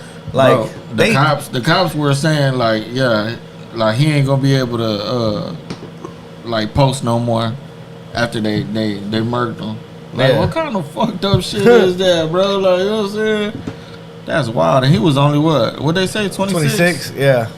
Man, that's crazy, bro. Killing will gleefully boast that the founder of the Bambias would no longer be able to brag about his crimes on Facebook. But despite his death in 2016, the gang still operates to this day and have continued waging war against their rivals, the Bishnois, all across India and internationally to this very day. And in a strange coincidence, Davinder used to share the same surname as Sidhu, but ultimately ended up changing it to honor his village, just like the reasoning for Moosewala. This is something that was actually hinted towards in lyrics to the song Bambia Bol, and the gang itself is also named after the village that the members reside in, Bambia, which is located in the lower west side of Punjab. Now, not much is known about Davinder specifically, nor are there many images of him other than the select few of him brandishing his favorite pistols. But what is known is that in 2010, when pursuing an arts degree, Davinder Bambia was arrested and jailed for murder in the Moga district of Punjab. Hey, look, we gotta be careful when we go out to India, though. You know what I'm saying? Because we've done a lot of Sidhu and shit, and I know that he had enemies out there. You know what I'm saying? They may not fuck with us out there. We not part of no gangs.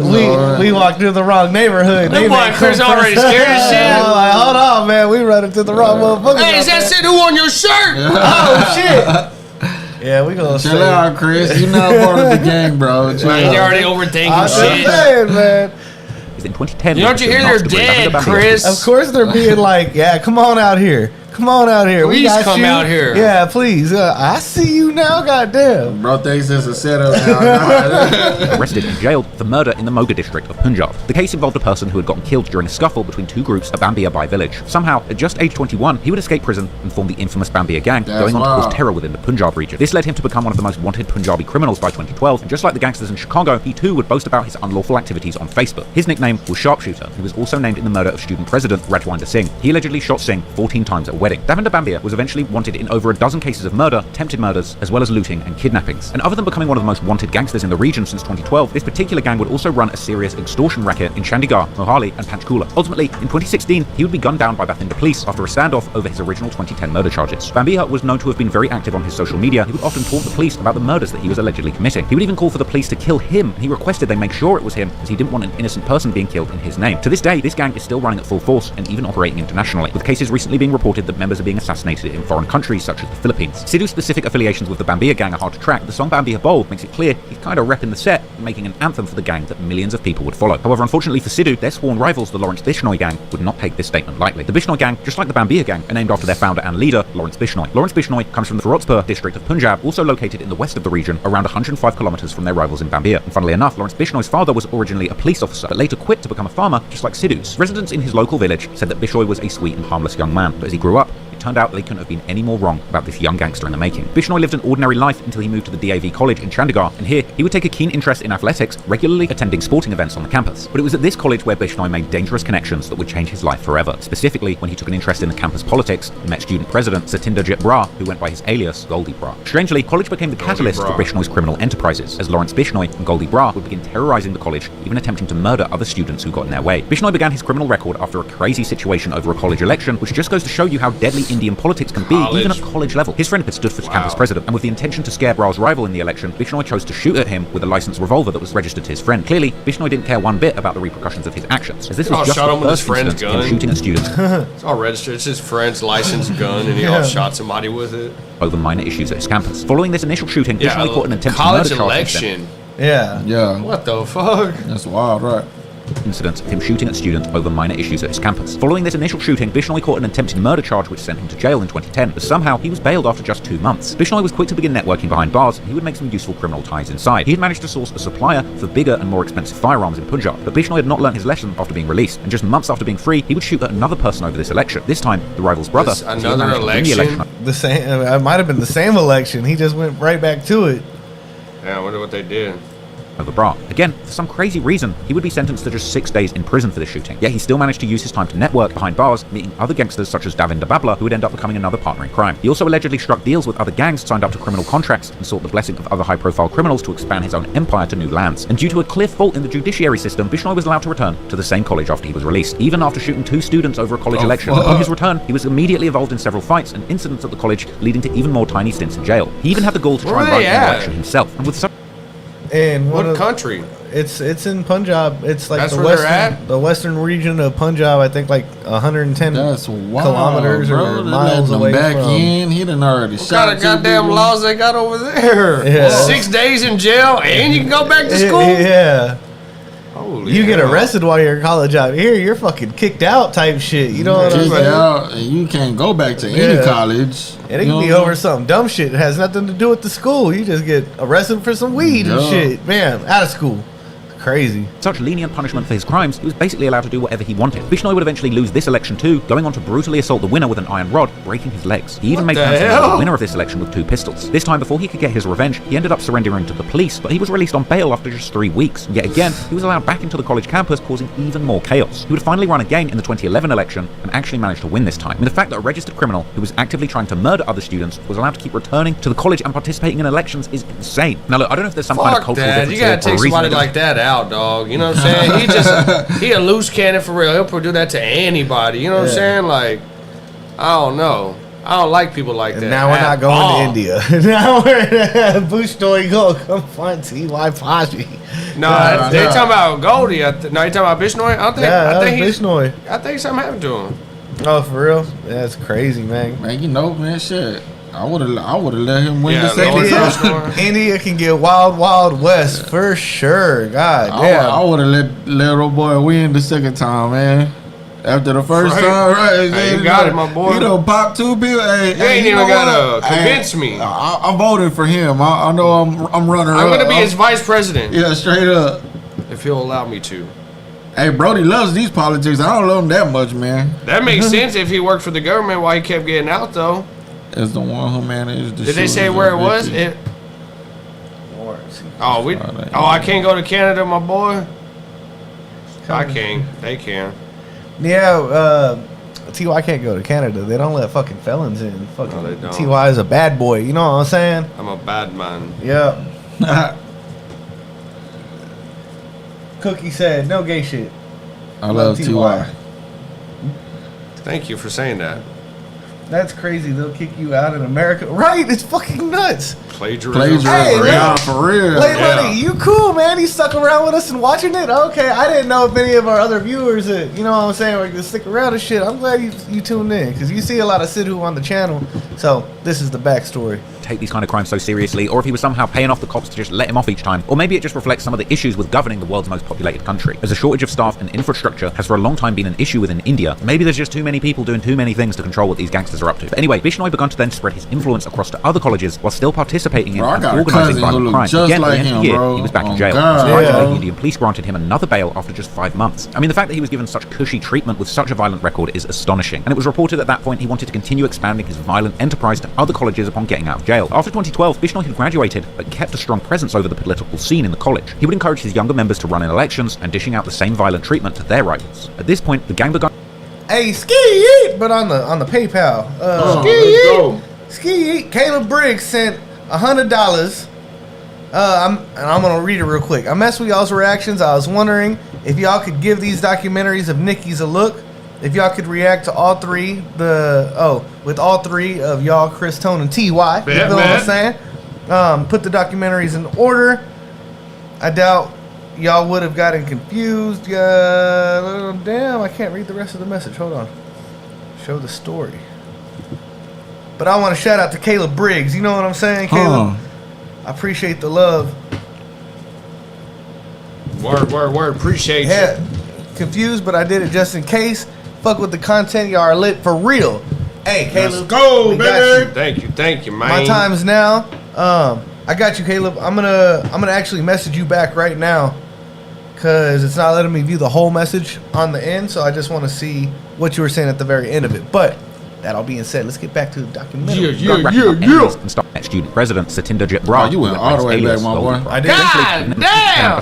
For bigger and more expensive firearms in Punjab. This was seemingly in no evidence of him shooting this time. I mean, the fact that a registered criminal who was actively trying to beat his treatment with such a violent record is astonishing. Back to Tone's cousin. Right there. Hold up, right here. Let me see. Make sure we still live. What's up, live everybody? with our people.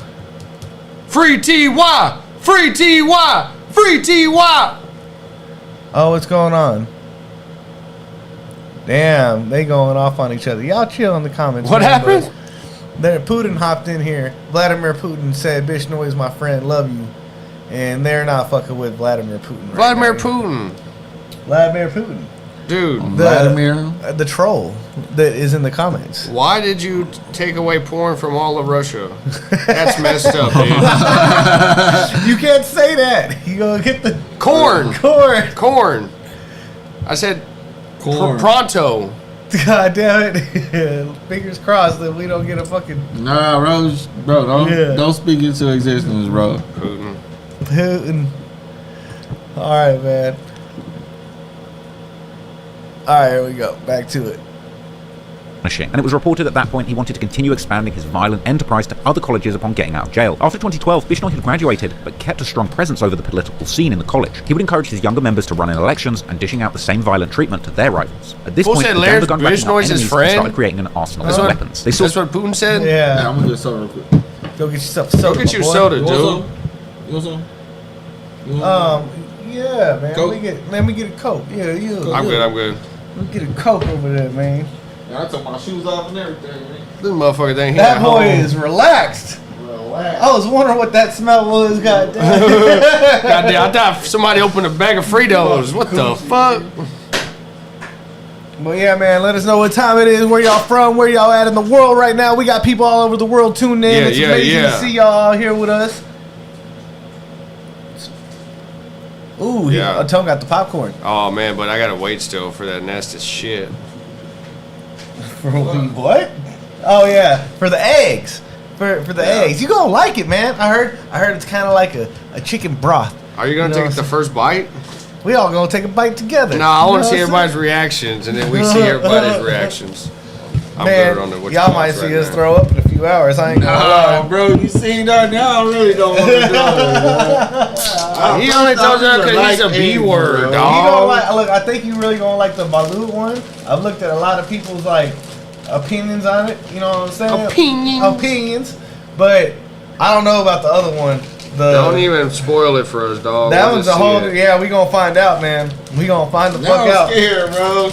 Don't be scared, dog. Oh man. You weren't scared when that pistol was in your face when you was selling that crack rock? Eat it. God damn. What if he said, "Suck it"? The gun. Now he.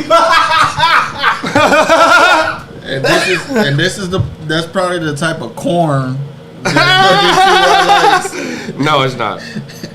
I like the F/F kind corn. You know? No. What? You don't know? He's an idiot. He I doesn't know nothing. I'm gonna do it. He likes he likes TM and M/M. Ginger corn. M/M. Y'all just saying stuff. Oh, fuck you. Yeah, I said F/M. That's what I like. Kind of corn I like. Also, the illegal guns from Bihar and Madhya. Yeah, man. I'm Chris like likes M/M.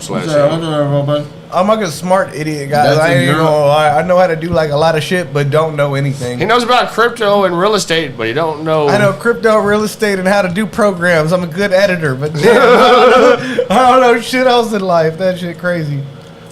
Pradesh states in India, and as the police were seemingly in no rush to end Bishnoi's spree of violence, he would eventually graduate from serious assaults. That's why I got that big ass bag. I'm like, yeah, Chris got that good shit. You know what I'm talking about, man. Come on. You know how much that big ass bag is? It's $5. These two corn stars right here. Popcorn stars.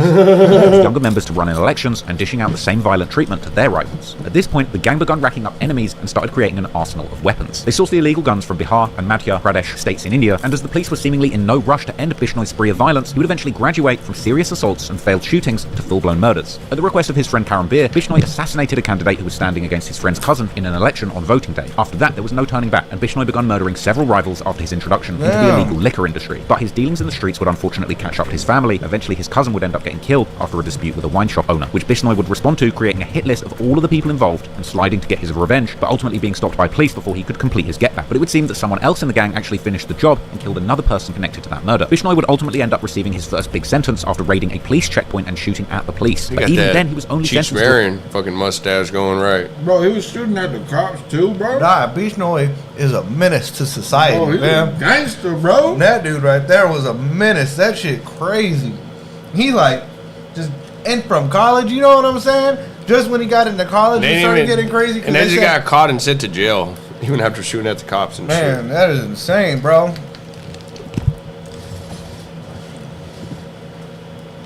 Putin and Sam. Oh. What's wrong with the rebrand? What's the rebrand? Putin started beef in the chat. Okay, Luxembourg. Let's see which one of y'all knows where that is. Luxembourg. That's a European country. France. It's France? Oh. Okay. I think so. I'm gonna go with that. Sounds right. I'm not gonna go with what I was saying. Look up the French flag. What were you gonna say? I said country already, so I done fucked up. You know what I'm saying? I said that's a European. Or I mean, Paris. I don't fucking know. All right. Western for Europe. 2 years, during which time surrounded by Belgium, France, and Germany. Oh, so it is a country. Oh yes. Luxembourg. We're from Texas. Like all their countries is like one, just our state. Yeah. plot to kill his rivals and the witnesses in this case. By this point, it was said that Lawrence Bishnoi had grown his enterprise to up to 700 members or sharpshooters, and by 2016, he was seeking the blessings of gangsters in Delhi to expand his territory into the nation's capital. By this point, the Bishnoi gang was becoming infamous all over India. However, in 2018, he would take things to another level. In an interview from jail, Bishnoi swore that he would murder Bollywood A-list actor Salman Khan. This was due to a controversy over the actor hunting and killing a black buck back in 1998, but he wasn't charged until 2018. The black buck is seen as sacred by the Bishnoi community, and this beef is seemingly still frying because as recently as April 2024, 2 people were arrested for shooting up Salman Khan's home. With all of that considered, Lawrence Bishnoi is clearly a fearless kingpin with criminal influence over a large part of India, and his affiliate Goldie Bra those Brock Lesnar shoulders. And so with his song Bambi Habol, Sidhu had created an anthem for that gang's ops and potentially angered a very dangerous set of political gangsters. But for now, this conflict remains stagnant. As we've already learned, there's clearly a deep overlap between the Indian gangster underworld and the political elections that place people in power there. And it would seem that politics in many ways was just as dangerous as the gang world, with these two being intrinsically linked. And as 2020 went on, we saw a complete shift in nature for Sidhu's career, as gangs and violence would not be the only dangerous territory that Sidhu would walk. And as the year became one of the most significant in modern history for Punjabi and especially Jat people, because protests and civil unrest would break out in the community that Sidhu had emerged from. And going forward, Sidhu would become increasingly political in the hopes to take charge of his community, with the subsequent power struggles potentially being the catalyst for these gangs to want to take this revolutionary Sidhu Moosewala out. Man, I ain't gonna cap. I don't know how to. We got to do some sort of celebration and shit because Caleb donated $100. That's our first $100, just straight $100 donation. You know what I'm saying? Yeah, so you go ahead and get like 6 cookies. See if you can eat 6 cookies in one bite with no drink. No drink until you swallow all the cookies. Do it, or hit a dab and then do it. Hold on. Let me start the OnlyFans. I don't think that's gonna happen to you. Why? Do it, dude. It's $100. It's $100. I appreciate you. Do something cool. Fucking.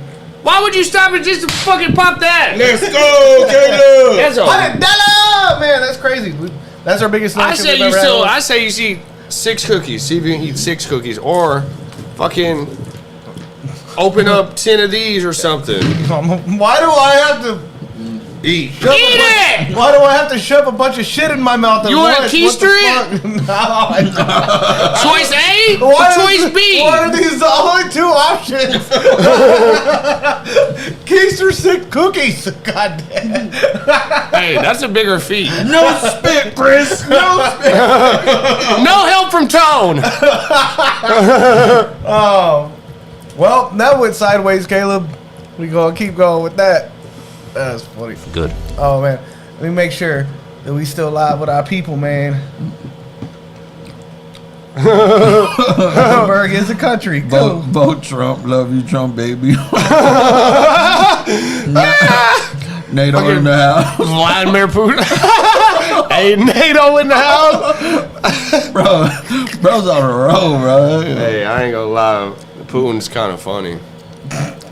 Man, this fucking dang, we got 33 likes in the chat, boys. Shout out to I was about to say shout out to VP. 67 more likes and Tone will stretch for y'all. You know what I'm saying? Damn. Eat cookie ginger. He's lying.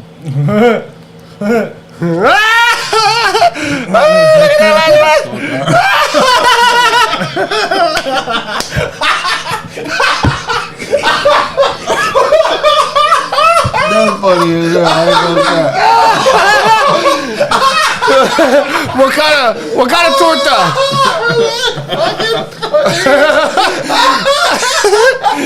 He's a little stuffed.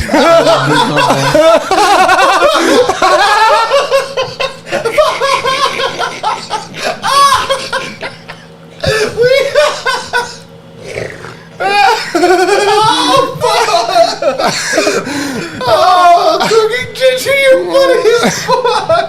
Fucking shit. We're gonna be telling Toad that forever. That's fucking. Oh, that's little torta. Dog, he said, "Oh what?" I'm fucking crying over here. That shit was so fucking funny. That shit was not that fucking funny. It's got him crying. They got a fucking torta at the end, bro. Oh, that shit killed me. Oh my god. Oh my god. I said I could pass a 0. You could for sure, dog. Dog, I couldn't even hit this bitch. I was fucking crying. That shit was so fucking funny. What kind of, like a beef torta or a steak? Alright, fuck y'all. Man. Oh, that's fucking. I don't even know where to go from there. That shit hurt. Go back to the documentary, dog. It hurt my chest. That shit was so funny. Hey, Batman, we ain't saying nothing about him, man. We're just interested. On the 9th of August 2020, Indian farmers protest Cookie began. Ginger Protests is that hilarious, saw hundreds man. of thousands of people taking to the streets of India, far from Punjab, to protest the Farmers' Bill, or anti-farm laws put into place by the Indian government. Eventually, the protesters made their way to Delhi, the nation's capital, which is around 400 kilometers south of Punjab. The protests were labelled as the single largest protest in human history. And the protest was specifically against 3 farm acts that were passed by the Parliament of India in September 2020. The acts, often called the Farm Bills, had been described as anti-farmer laws by many farmer unions, as well as politicians from the opposing side of the government. And protesters claimed that it would leave farmers at the mercy of corporations. Essentially, these changes ruined the market for independent farmers, specifically the Jat people who Sidhu was often singing about. The protest demanded Fuck y'all guys, man.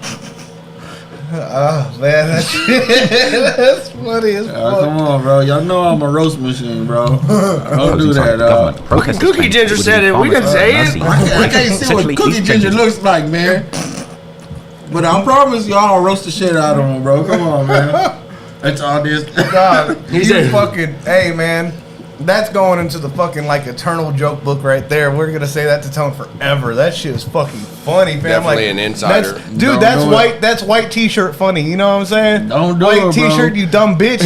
no offense. That shit fucking killed me, man.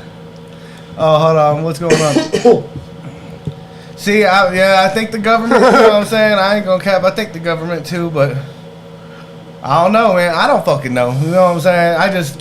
I'm conspiracy theorist, you know what I'm saying? I think he was pissing off higher ups. Yeah. Dude, government fuck with gangsters? That yes. That is a gangster, bro. Like, man, he real wild. It was Diddy. Nah, bro. Nice try, Diddy. You see all those comments on everything? Nice try, Diddy. Yeah.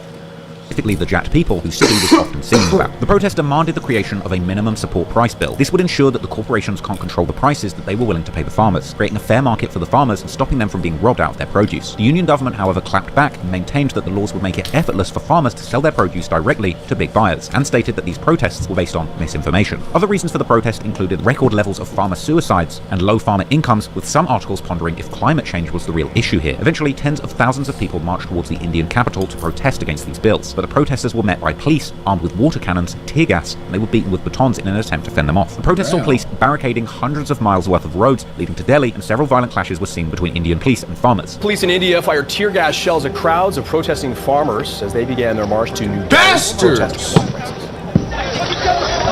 Reminds me of civil rights shit. The march is just the latest in a series of such protests going back more than 2 years, and it comes months ahead of national elections in which Prime Minister Narendra Modi will seek a third term. He's going to be like the Cesar Chavez kind of. Yeah. Said who, you know what I'm saying? Because Cesar Chavez was about farming and shit too, right? Straight up. You don't know that shit. You should know about that shit, dog. Play the video. Me?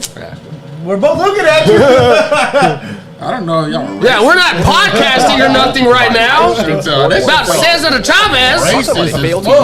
We weren't calling you Cesar Chavez. Yeah, but I'm supposed to know about it because I'm Mexican. Yeah. Fuck yeah, it's one of your people, dog. Like Chris knows about Carrot Top, you're supposed to know about Cesar Chavez. Fucking hate Carrot Top. He's the leader. When they failed to yield results, with farmers saying that the government was dragging its feet on meeting their demands.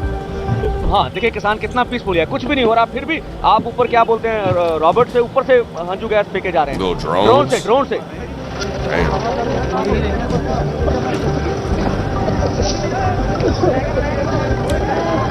Okay Got it now. Hey, got it now. अभी नौजवानों ने इनकी एक layer जो है वो पट्टी है जो इन्होंने लगाई हुई थी उसको उखाड़ कर ले गए एक बैरिकेड को ले गए हैं हमारे नौजवान और बाकी सभी जो है उसको भी उखाड़ के सबको ले जाएंगे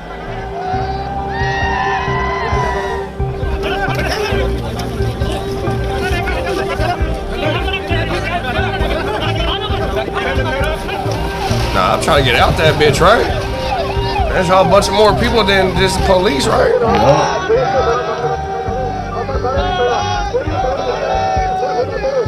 The issue became so mainstream that Punjabi people all around the world began to join in on the protests, even gaining the support of popular celebrities like Rihanna, who publicly tweeted about the situation following the breaches of human rights that the police had used against the protesters. Delhi police would even switch off access to the internet in areas local to the protest, likely to stop any coverage of the issue, as well as attempting to hide the violence that they were dishing out. Man, I probably saw something about this at one point, because I feel like I've seen Rihanna talking about something like that before. You know what I'm saying? So that's crazy.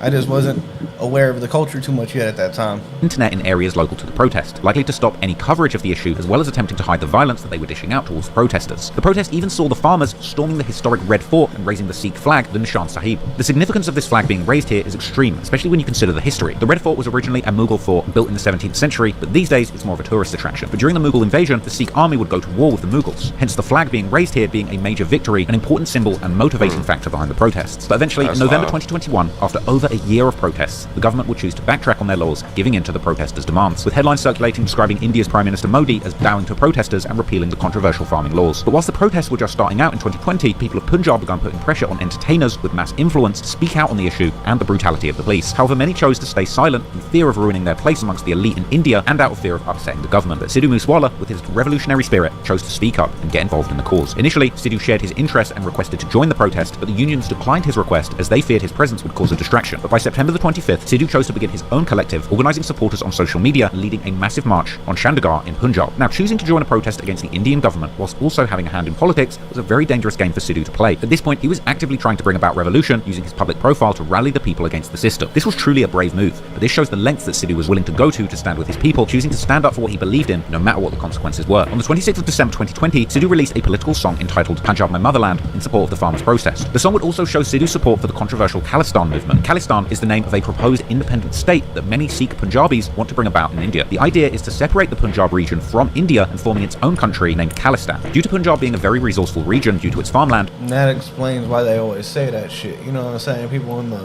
comments. Well, why are you laughing? Because we're fucking fat. Torta. Y'all sound. No, bro's eating. You want some more, nigga? I'm good. Bro's over here eating the popcorn dust. On Flakes. this one, it looks like we still got. About an hour. We're under the hour mark now. We're less than an hour, but we right about an hour. Yep. Are the police? They're paramilitary. Diljit still 1 hour left. What's up, man? Nice try, Diddy. Yeah, but in an hour we'll I be need doing some man. more. We're gonna be. You know what I'm saying? We got an hour left. Yeah, 1 hour left. We'll get to the reactions, baby. It's on the special military. I'm kind of broke. I can't. The NLE Chopper one might actually get done today for you, Cookie. We got you. You know what I'm saying? Vladimir, just make sure For that fucking we're making not this on the laugh so list. fucking hard. Yeah, that Vladimir. shit fucking killed me right there. Yeah, you might fucking We gotta run through these. How does he even know what a torta is? Where, I don't know, but where it's you from, fucking bro? funny. Don't worry about it. Where's?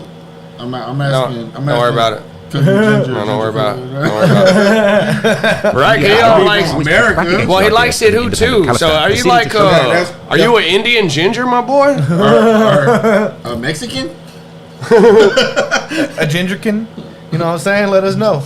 Is your dad Punjabi and your mom Mexican? Let us know. And are you ginger? And not just a brown Mexican, like a Canelo Mexican.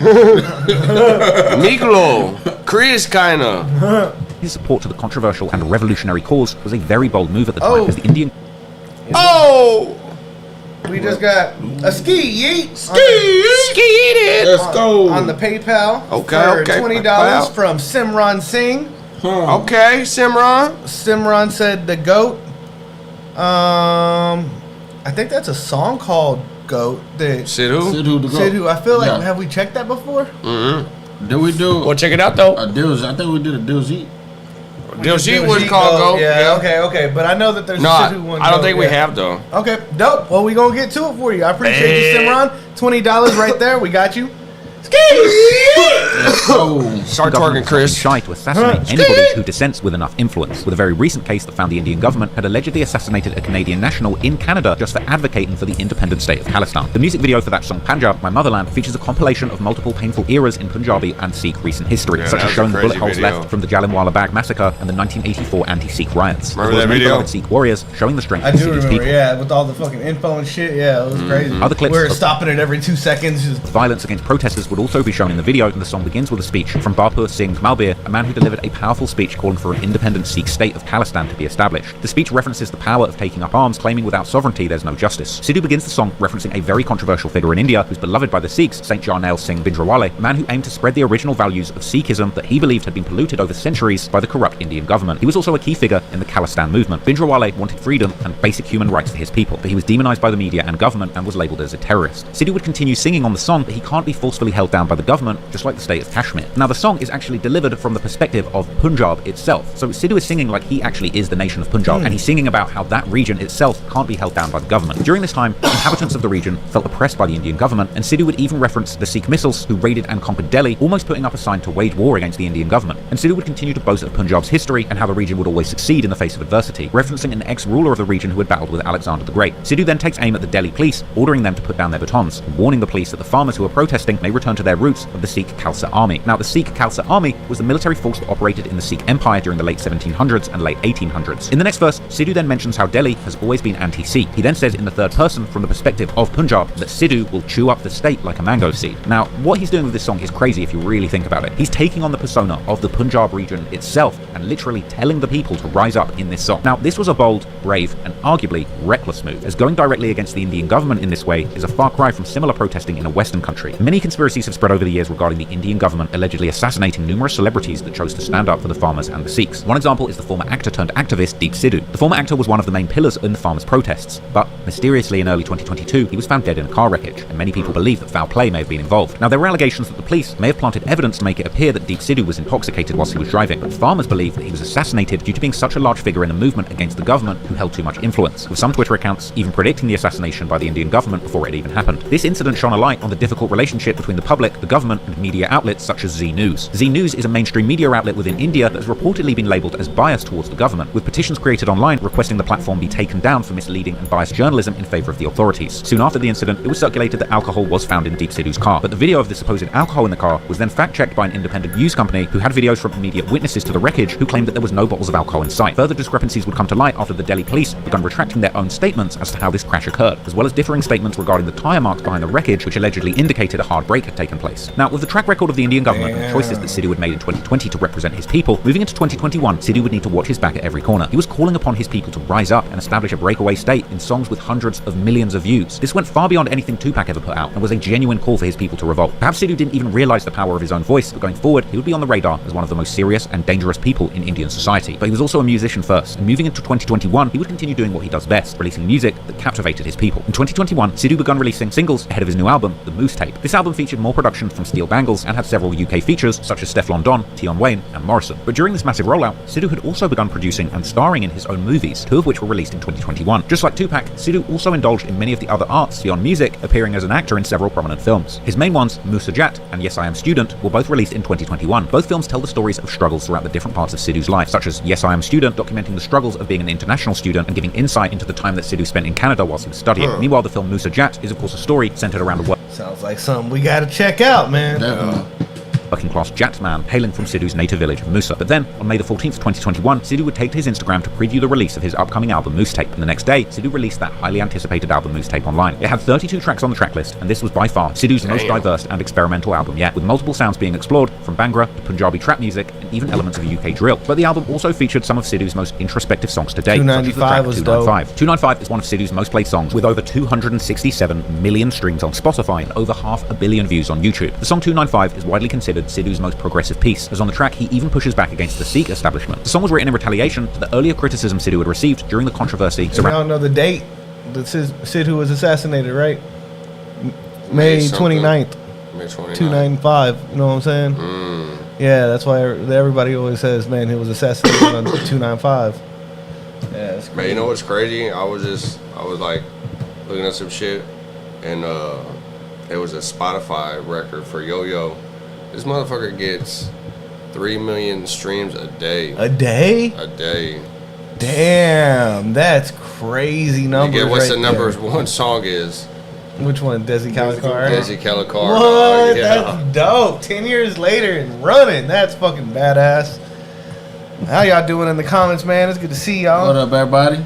Cookie Ginger's from Toronto. Okay, all right. Okay. Indian Ginger. Former Mexican. Dude said, "Are you Mexican?" Oh, okay. And Diljit and Sidhu. Okay, so well, if our boy, where's my phone at? Yeah, Texas would. About the Mexi Six from California from the 1800s. I'm gonna message homie right now. Damn, well, that's kind of interesting, dog. Did you see that, Chris? That's crazy. What's up? Mexican Sikhs? Mexican Sikhs? I didn't know that. From California from the 1800s? We gotta look into that. Yeah. We might have to do a deep dive into that. Take a picture of that shit, dog. Yeah, that's pretty interesting, right? Hell yeah. I swear we like the same. Ginger Mexican Sikhs. Yeah. He all has to put ginger in it. He wants to be a part of it. Oh, Chris, you know what you need to get, Spanish, Chris? Punjabi, yeah, for shit show. Hell yeah. I like that, bro. I'm telling you, like, we look alike. Yep, y'all. Like, straight up. He a little light skinned though. Appreciate Me, you, I YT. am, but shit, my cousins ain't. Rounding his song, Jati Gio Yeah, my Nawaki. daughter's Now that song and the Punjabi backlash too. within the Sikh community resulted dark in a as section hell, 295 being filed in the Indian Penal Code against Sidhu, essentially a charge of insulting the religion after he rapped about sacred Sikh religious figures in his song. This new song, 295, is written from Sidhu's father's perspective during the time that people were protesting in front of his house in the middle of that controversy. The dope song as begins with Sidhu's fuck, father bro. questioning him as to why he's so upset and rapping from the front in the Indian Penal Code against Sidhu, essentially a charge of insulting the religion after he rapped about sacred Sikh religious figures in his song. This new song, 295, is written from Sidhu's father's perspective during the time that people were protesting in front of his house in the middle of that controversy. The song begins with Sidhu's father questioning him as to why he's so upset, and rapping from the perspective of his father, Sidhu would question the real motives of the protesters who were against him, accusing some of them of just looking for money. Now, Sidhu was encouraging his listeners to speak the truth, telling them that if they ran into trouble, then they were doing something right. However, even though Sidhu was addressing the listener, he was the protagonist of the 295 story himself. The song kind of cast Sidhu as the victim of unfair criticism from the Sikh community, and it would even use the same religious symbolism that he appeared to be challenging, referencing people wearing turbans throwing criticism at him but who were not fully baptized, essentially calling the people hating on him hypocrites. The song also aimed to provoke political leaders who are corrupt, who Sidhu said would be punished. Now, Sidhu's previously discussed that he understands the impact his lyrical content will have on the listener, therefore he's very calculated with the choice of topics that he chooses to put in his music. Everyone is focusing on guns in music. Do you think songs affect people's mindset? Yes, they do and won't deny it. But how do you manage that impact? How do you neutralize it with proper guidance? But you cannot guide everyone unless you have a proper system of education and guidance. So, Moose Tape had controversial political points to make, but Moose Tape was also a very experimental album that aimed to get widespread international appeal. And not every song was so introspective, as it featured the more ignorant and braggadocious style songs that we all love as fans of Western rap. In fact, one of my favourite Sidhu songs ever was also on the Moose Tape, the track IDGAF, with the UK's own certified gangster rapper Morrison appearing. IDGAF had a booming beat and boastful bars, and was a quintessential Western rap track. That's Sidhu when would he talked actually even about rap the Drake, chorus right? of the song in a mixture of both English and Punjabi, basically rapping something crazy that he's done in Punjabi, then following that up in English saying he doesn't even give an F about it. For example, Sidhu would boast about his big industry connections, mentioning the track that he's on the phone chatting to Drake, but that's not even a big deal to him. I don't He doesn't give an F. Prophetic- My boy TY, man, he knows his shit for real. You know what I'm Little saying? sushi. Little Starburst. sushi. See, you do 10. You're already on. You're halfway there. I'll do 20. You'll I don't do give 20. A shit. I ain't scared like you, Chris. You gotta do 20 and say, I don't give a fuck. Sidhu Moosewala hook. He'll swallow it all. Don't even chew it. Watch this, guys.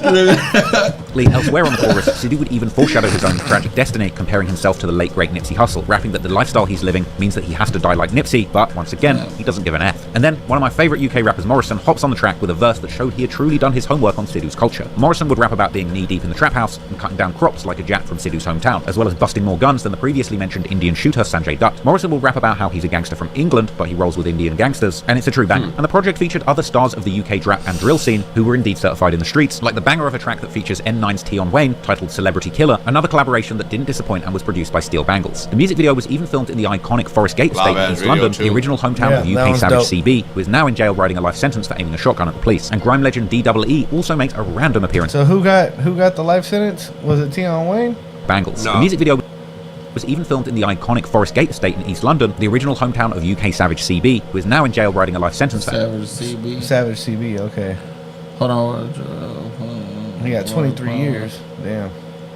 aiming a shotgun at the police, and grime legend DEE also makes a random appearance in the video. On the track, Sidhu was on straight gangster business, singing about his Mauser pistol hanging from his jeans, as well as mentioning that where he is, death follows, and threatening his enemies, with many lyrics referencing spraying up cars with bullets, and how his enemies are given their signature with hollow point bullets to the head. Sidhu also flexes his political influence, saying that whichever party he favors will get praise. Tion Wayne then gives Sidhu a slick verse in English with his signature flow and all the expected lyrics and references to things like puncturing his ops lines with a knife. The song and video was a banger, and featuring one of the top charting UK drill rappers and filming in a notorious London hood really made outsiders respect Sidhu's gangster. Even in his foreign tongue and an unconventional style of rapping, UK rap and drill fans would still be hyped by how hard Sidhu's verse went, even though they couldn't understand a word of it. So the mixtape was a roaring success for Sidhu Moosewala. The tape quickly passed 1 billion streams on Spotify, an achievement that most Western rappers can only dream of. Sidhu Moosewala was in motion as one of Punjabi music's biggest stars, but behind the music, his political ambitions were growing too. And by the end of 2021, Sidhu made a decision that at the time caused many of his Sikh fans to turn their backs on him, and soon he would be jumping into politics with both feet, and unfortunately making himself a huge target in the process. Man, I wish I knew where he would be at. By the end of right 2021, Sidhu Moosewala had conquered the music world with billions of streams to his name and classic projects in the bag, but behind the music, he had ambitions of much more than just entertaining. He was incredibly vocal during the farmers' protests and used his music as an outlet for the feelings on the streets. And clearly, deep down, he wanted to bring about change in India through politics. So after helping his mother campaign in 2018, eventually it would be time for Sidhu to launch a campaign of his own. So on the 3rd of December 2021, Sidhu joined Indian National Congress, and he was set to contest in the 2022 Punjab Legislative Assembly elections. He launched his political career in the presence of Chief Minister Charanjit Singh Chani and PPCC President Navjot Singh Sidhu. With this support and backing, as well as his own popularity as a pop star in Punjabi music, Sidhu's campaign was looking like an easy win. Popular Punjabi singer and rapper Sidhu Moosewala joined the Congress on Friday ahead of the assembly polls early next year. Moosewala joined the party in the presence of Chief Minister Charanjit Singh Chani and State Congress Chief Navjot Singh Sidhu. Sidhu said that Moosewala will contest the upcoming polls. The Congress is likely to field Moosewala from Mansa or Bhatinda. After joining the Congress, Moosewala said he had started his music career 4 years ago, but was now ready to take a new step in his life. From the beginning, I was coming from the village. We were raised in ordinary families. God gave us a lot of progress. We went to the same house when we were among the people, when then name of a child. From a normal family in a normal village was mentioned. The people who were around started expecting from him. However, after announcing his entry into the political arena, something unexpected happened, as many fans of Sidhu were shocked that their favourite gun-toting gangster rapper was suddenly trying to become part of the system. Even more shocking to many was a departure from his usually firm principles as a Sikh, as the Congress party he was set to join had historically been seen as an enemy of the Sikh religion, as they were in power during the 1984 Sikh genocide and allowed Operation Blue Star to go ahead. Operation Blue Star was the codename for the attack on the Sikhs' most holy building, the Golden Temple, or Harmandir Sahib. The aim was to remove the leader of a Sikh religious group named Jarnail Singh Bhindranwale. Jarnail Singh Bhindranwale was the leader of the Damdami Taksal, a Sikh religious group based in Punjab, India in the late 1970s and early 1980s. Bhindranwale carried heavy influence amongst many Sikh youth in Punjab during this time as the leader of Taksal, and he spread the original values of Sikhism and persuaded people, young and old, to follow the original rules and tenets of the religion. And he demanded freedom and basic human rights for the Sikhs. Now, he hadn't been on record in support of the creation of the Sikh-based state of Khalistan in Punjab, but he was apparently not opposed to it either. Subsequently, he was largely demonized by the media as a separatist and terrorist, yet all he was really pleading for was the right of the Sikh people. And on June the 1st, as he refused to leave the premises of the Golden Temple, the Indian government launched an onslaught against anyone inside, killing thousands and destroying the holy site. They didn't want to leave. Damn, they just killed anybody? The fuck? That's fucking crazy. And on June the 1st, as he refused to leave the premises of the Golden Temple, the Indian government launched an onslaught against anyone inside, killing thousands and destroying the holy site. June 6, 1984, the sound of gunfire disrupted the usual... This is the one that I was talking about. Remember I told, the one from the 80s and shit, where they just basically... destroyed it. Killed all the people that were there and shit, In the corridors of the Golden Temple. Unalived. Huh? Unalived. Unalived. Why? You can't say that on the tube? I didn't know that. Crazy. Get on your YouTube lingo, Chris. Shit. Peace in the corridors of the Golden Corn Temple. and unalived. That's stupid. The holiest shrine of the Sikhs had become home to terrorists and goons, armed with heavy ammunition and artillery. Jarnail Singh Bhindranwale, head of the Damdami Taksal, along with his 600-odd supporters, had been hiding in the temple for over a year. By the time the operation ended, he had been eliminated. The order to carry out what was called Operation Blue Star had come from then Prime Minister Indira Gandhi. She was clear: flush out terrorists from the Golden Temple. The operation was codenamed Blue Star. It was the Indian Army's biggest operation within the country. Indira Gandhi was criticized by many for Operation Blue Star. Even though the leader Jarnail Singh Bhindranwale was eliminated, tensions continued to run high in Punjab. All of it came to head on 31st October 1984. Prime Minister Indira Gandhi was shot dead by her own Sikh bodyguards for ordering the operation. Damn. That in turn led to a chain of events. There were anti-Sikh riots in Delhi and other cities. It took years before Punjab could return to normal, and even after 35 years, the wounds of that period are still fresh in the minds of those who were witness to the atrocities and violence. In the attack, around 5,000 innocent people were killed. But it's fucking crazy, bro, because, like, that wasn't that long ago. You know what I'm saying? That was, like, 7 years. Is it 7 years? Yeah, 7 years before I was born. You know what I'm saying? That shit's fucking crazy, fam. They said, like, 500 people, maybe? 5,000. Yeah, 5,000. Attack around 5,000 innocent pilgrims, men, women, and children. Were also killed in the operation. And that's crazy, bro.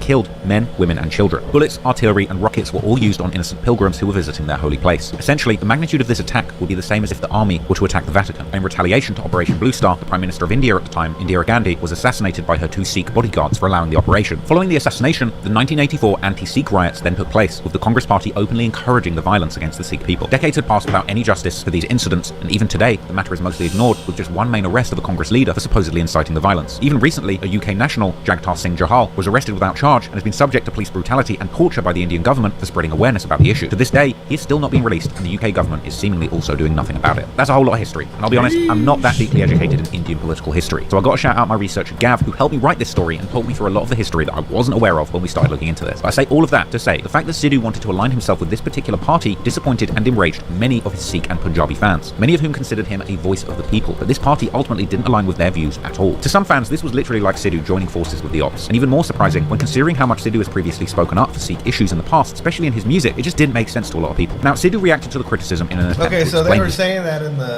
in the comments that he chose the wrong party and that's why he lost the election, because he chose the one that didn't make sense for his people to vote for. choices, suggesting to fans that all political parties are tainted in some form and that he simply had to choose the lesser of the evils in order to take a step forward and break into politics. Sidhu was then asked about whether Operation Blue Star had had an effect on him, and Sidhu shared his disdain for the actions carried out by Congress in 1984, actually admitting that he believed the actions of the party were wrong and caused countless people trauma and immeasurable loss. Does the 1984 Operation Blue Star still have an impact on you? Who has not been impacted by it? Even though I joined Congress, I will still say the party was wrong. With that mistake in those times, countless people lost so much. How many people died and then the Prime Minister was killed? Such was the atmosphere that was created at that time. I believe Punjab would have been 60 to 70 years ahead if such events did not take place.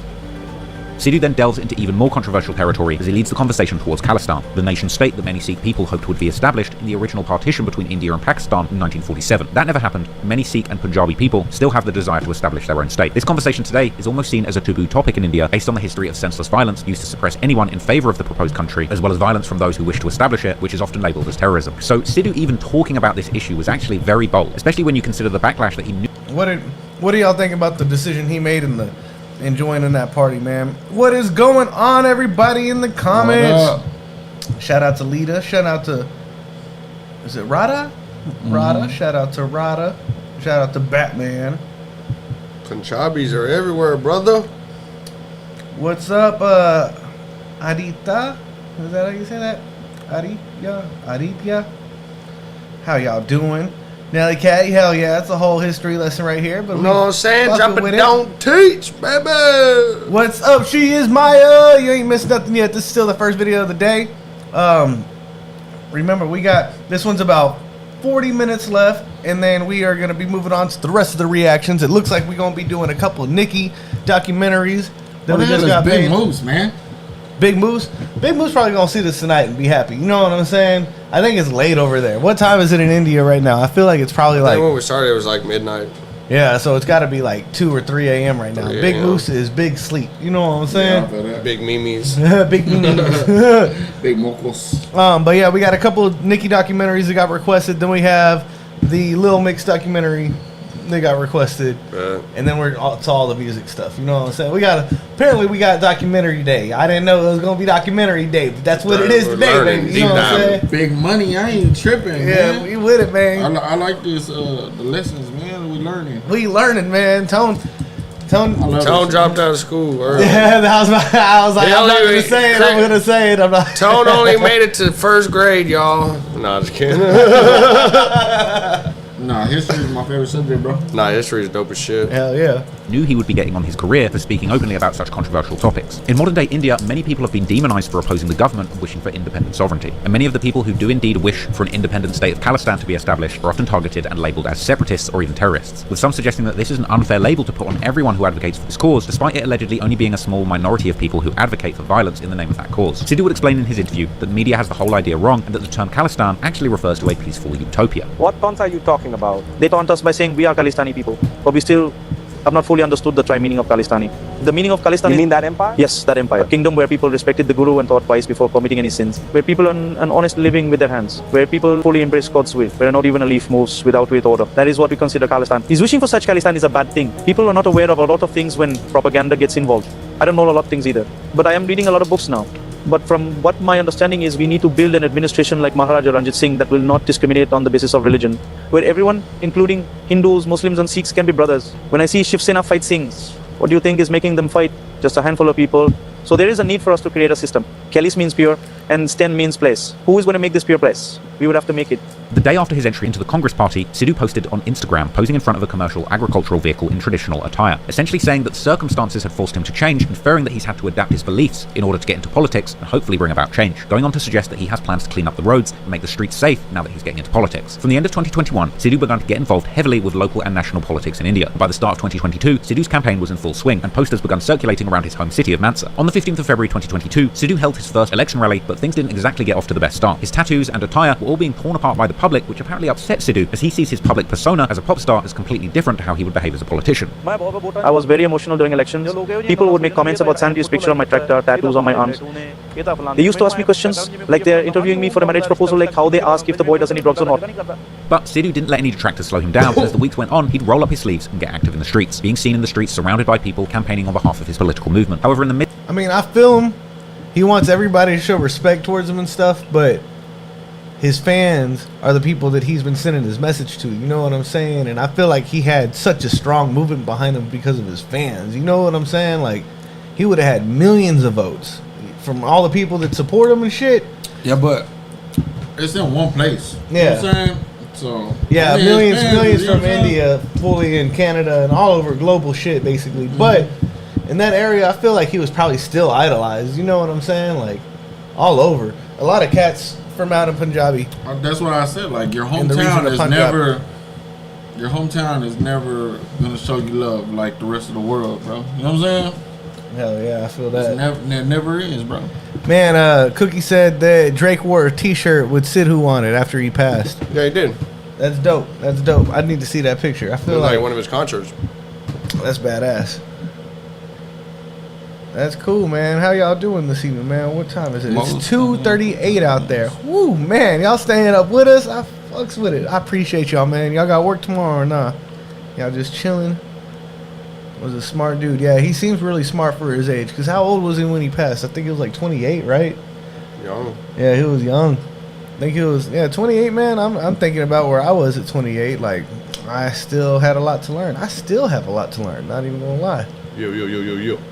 So that's cool, man. Midst of his campaigning, disaster struck, and suddenly Sidhu was in hot water for a campaign violation. In the election campaign, Sidhu was alleged to have violated the election code of conduct by a public servant by holding campaign demonstrations door to door in the Mansa constituency after the end of the allotted duration of 6 p.m, which was apparently the latest that you could canvass. This resulted in a case being filed against him under section 188 of the Indian Penal Code, essentially for disobedience by a public servant that causes annoyance to the people. Clearly, whoever was in charge was making sure that Sidhu was held responsible for even the slightest violation. In the end, unfortunately, despite his best efforts, on the 20th of February, it was reported that Sidhu had been defeated in the polls by a candidate from the AAP party named Vijay Singla. The winner from AAP, or Aam Aadmi Party, Vijay Singla, had gained 100,023 votes, with Sidhu gaining only 36,700 in the Mansa constituency, a large loss with a gap of around 63,323 votes. Initially, Sidhu would react to the loss with class in an interview where he claimed that he was resilient and that this was not the end, but really the beginning of what he hoped would be future political success. So, it's not about that. To get into politics was a voice of mind, and I did it solely for that. Right, at the end, if people didn't agree with it, that's fine. Yeah, it's like he might get him next time. You know what I'm saying? I will try next time. He could find like a more supportive party that aligned with whatever he was going for. You know, he could have been accepted more since they took him more serious now and shit. So, in your songs, you talk about your character as someone who cannot be suppressed. Do you feel your defeat in the elections in your mind? Was you being suppressed? No, when I say I cannot be suppressed, I mean I keep moving. keep moving towards your aim, towards your goal. One type of depression is when you feel down and give up. Depression is a climatic change in our behavior. Everyone goes through it. I felt it too when I lost the elections. But if you lose once, it doesn't mean you can never win. I have lost many times before, even in my own profession. But I also achieved such victories that the entire world knows about it too. So this was the first defeat in this field. I have said this before, not all bricks have to be used for the palace walls. Some are used for the foundation. I laid these for the foundations. The next ones will build the palace. Did you feel at some point that you shouldn't have joined politics? Or that you wasn't built for this?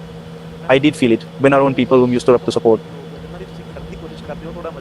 start mocking you by saying, look, he lost, or they are towing 5911 tractor.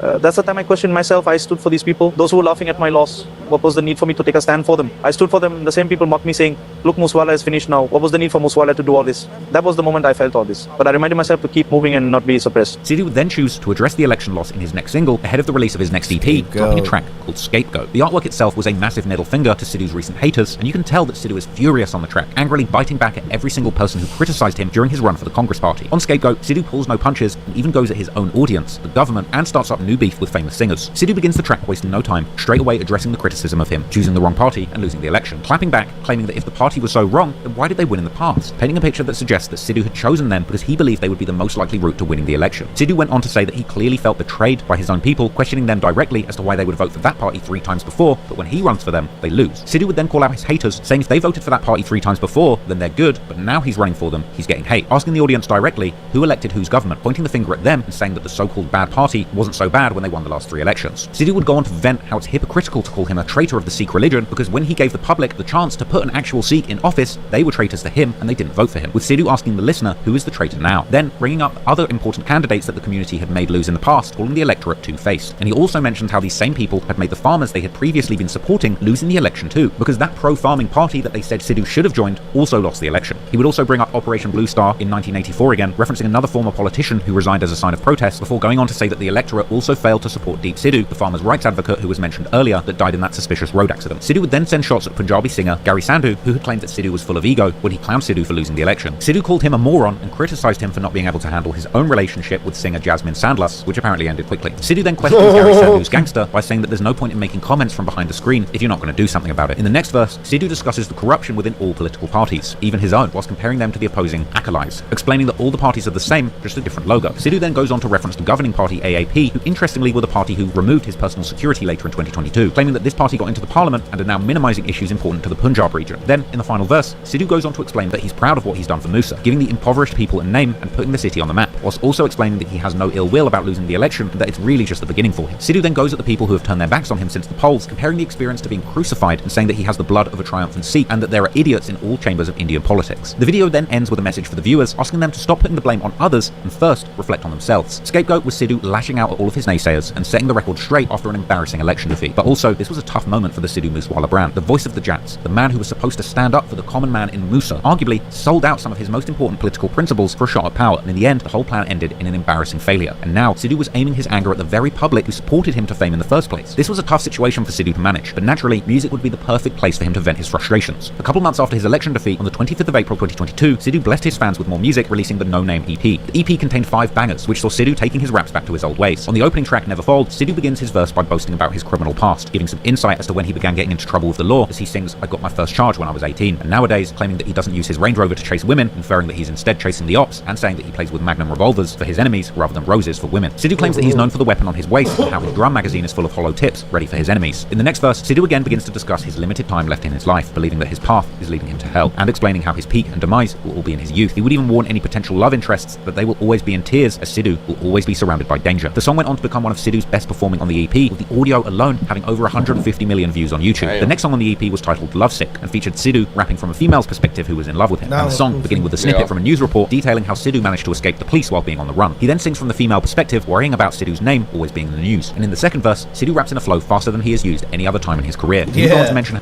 that hoe was hard. You know what I'm saying? That bitch was cool as fuck. And then I also like the flow he has on that new but I wonder if it's AI or not. It's that fucking Stephon Don song, The Dilemma.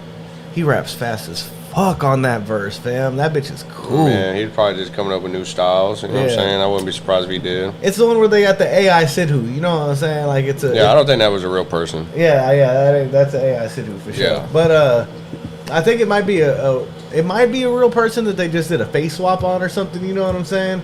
But the face is definitely not real, you know? But the verse is crazy. I love that fucking verse right there. Yeah.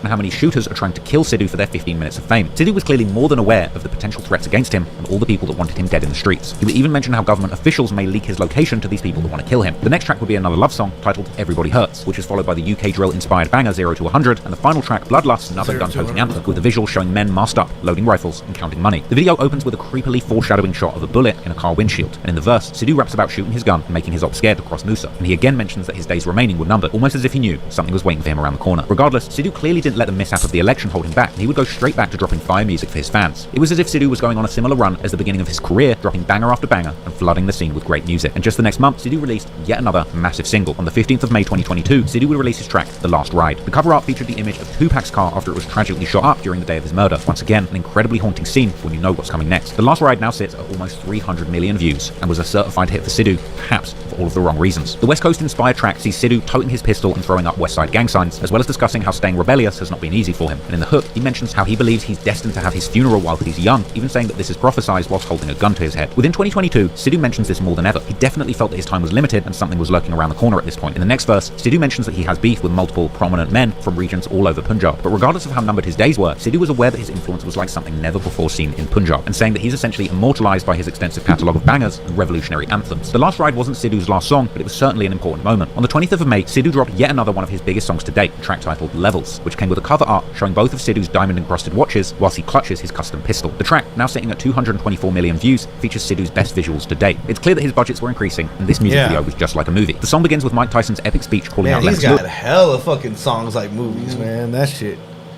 And Sidhu begins the track speaking English, calling his ops broke as F. And in a dig seemingly at the political class he was beefing with, he would mock his enemies for seeking a lifetime pension and using Sidhu's name for prominence, with the hook explaining that whoever they compare to Sidhu, they're not on his level. In the next verse, Sidhu disses yet another artist he once collaborated with, Prem Dillon, from the song Old School, calling him a jacked imitator from Canada, and claims that he's nothing when in front of Sidhu, even calling himself the devil, as well as saying that he dissed him behind his back, questioning the fact that he asked Sidhu to pay him for a verse. Sidhu then continues explaining that anyone who beefs with him is his son, and they got their starts just by speaking about Sidhu. And still not letting up on his original op, Karen Aujla, Sidhu claims that he shouldn't have flexed his feature with the West Coast artist YG because he paid him for a verse. From releasing No Name just 1 month prior and dropping 2 massive singles back to back the next month, Sidhu was going on the run of a lifetime, even mentioning on Levels the quick success of his prior EP. And soon, rumours were beginning to spread that the next song Sidhu was due to drop might just be his most controversial one yet, calling out the Indian government for the several atrocities.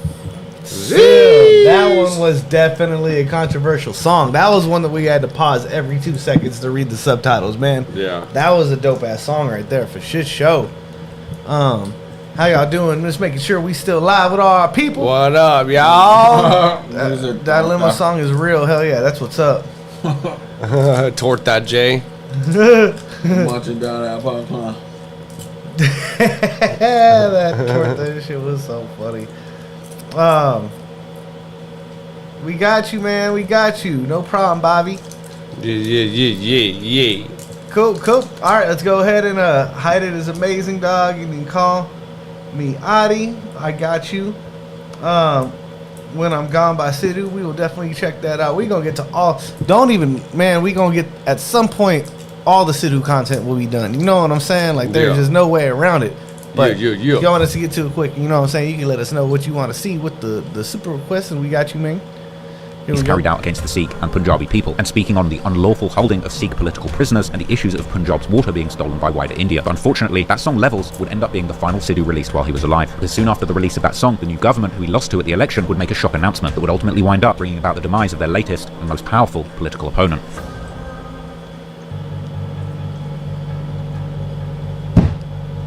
Just days after the release of Levels, there was a sudden announcement that India's AAP government had implemented a new law. On the 27th of May, the party had mysteriously revoked Sidhu Moosewala. See, this is what fucking caused it. I think this was the day before.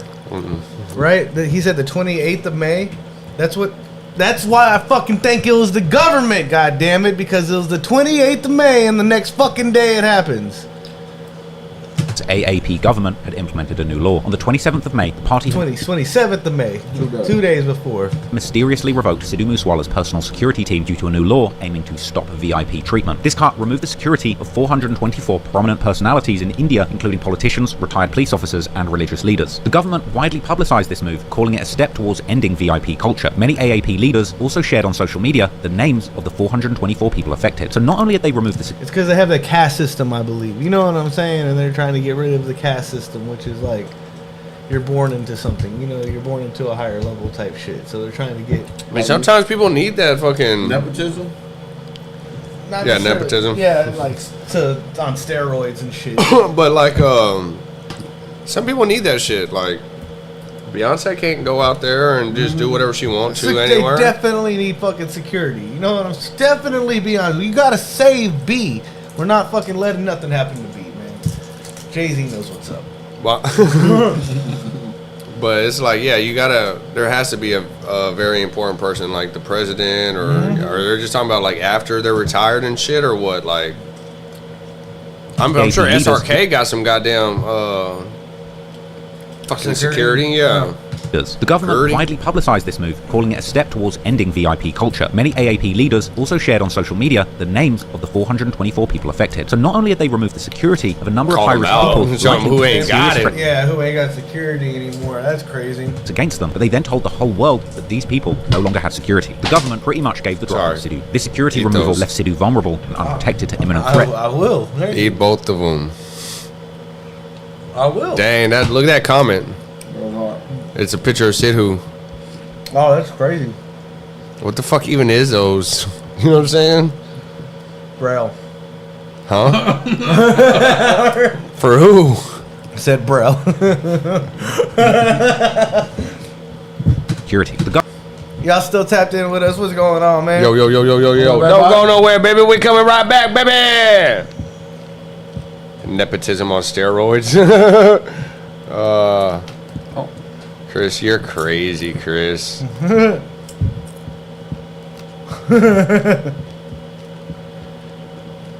Government pretty much gave the drop on Sidhu. This security removal left Sidhu vulnerable and unprotected to imminent threats, essentially leaving him to fend for himself. Man, I'm sure he got some people that'll ride for him. Yeah. You know what I'm saying? Like, but it happened so fast, you know. 2 days? 2 days, yeah. And you in your village? Yeah, straight up, yeah. They must have been busy that day. Yeah, conspiracy. Or trying to set well, it up, nah, a couple people got hit up with him too when he got hit up.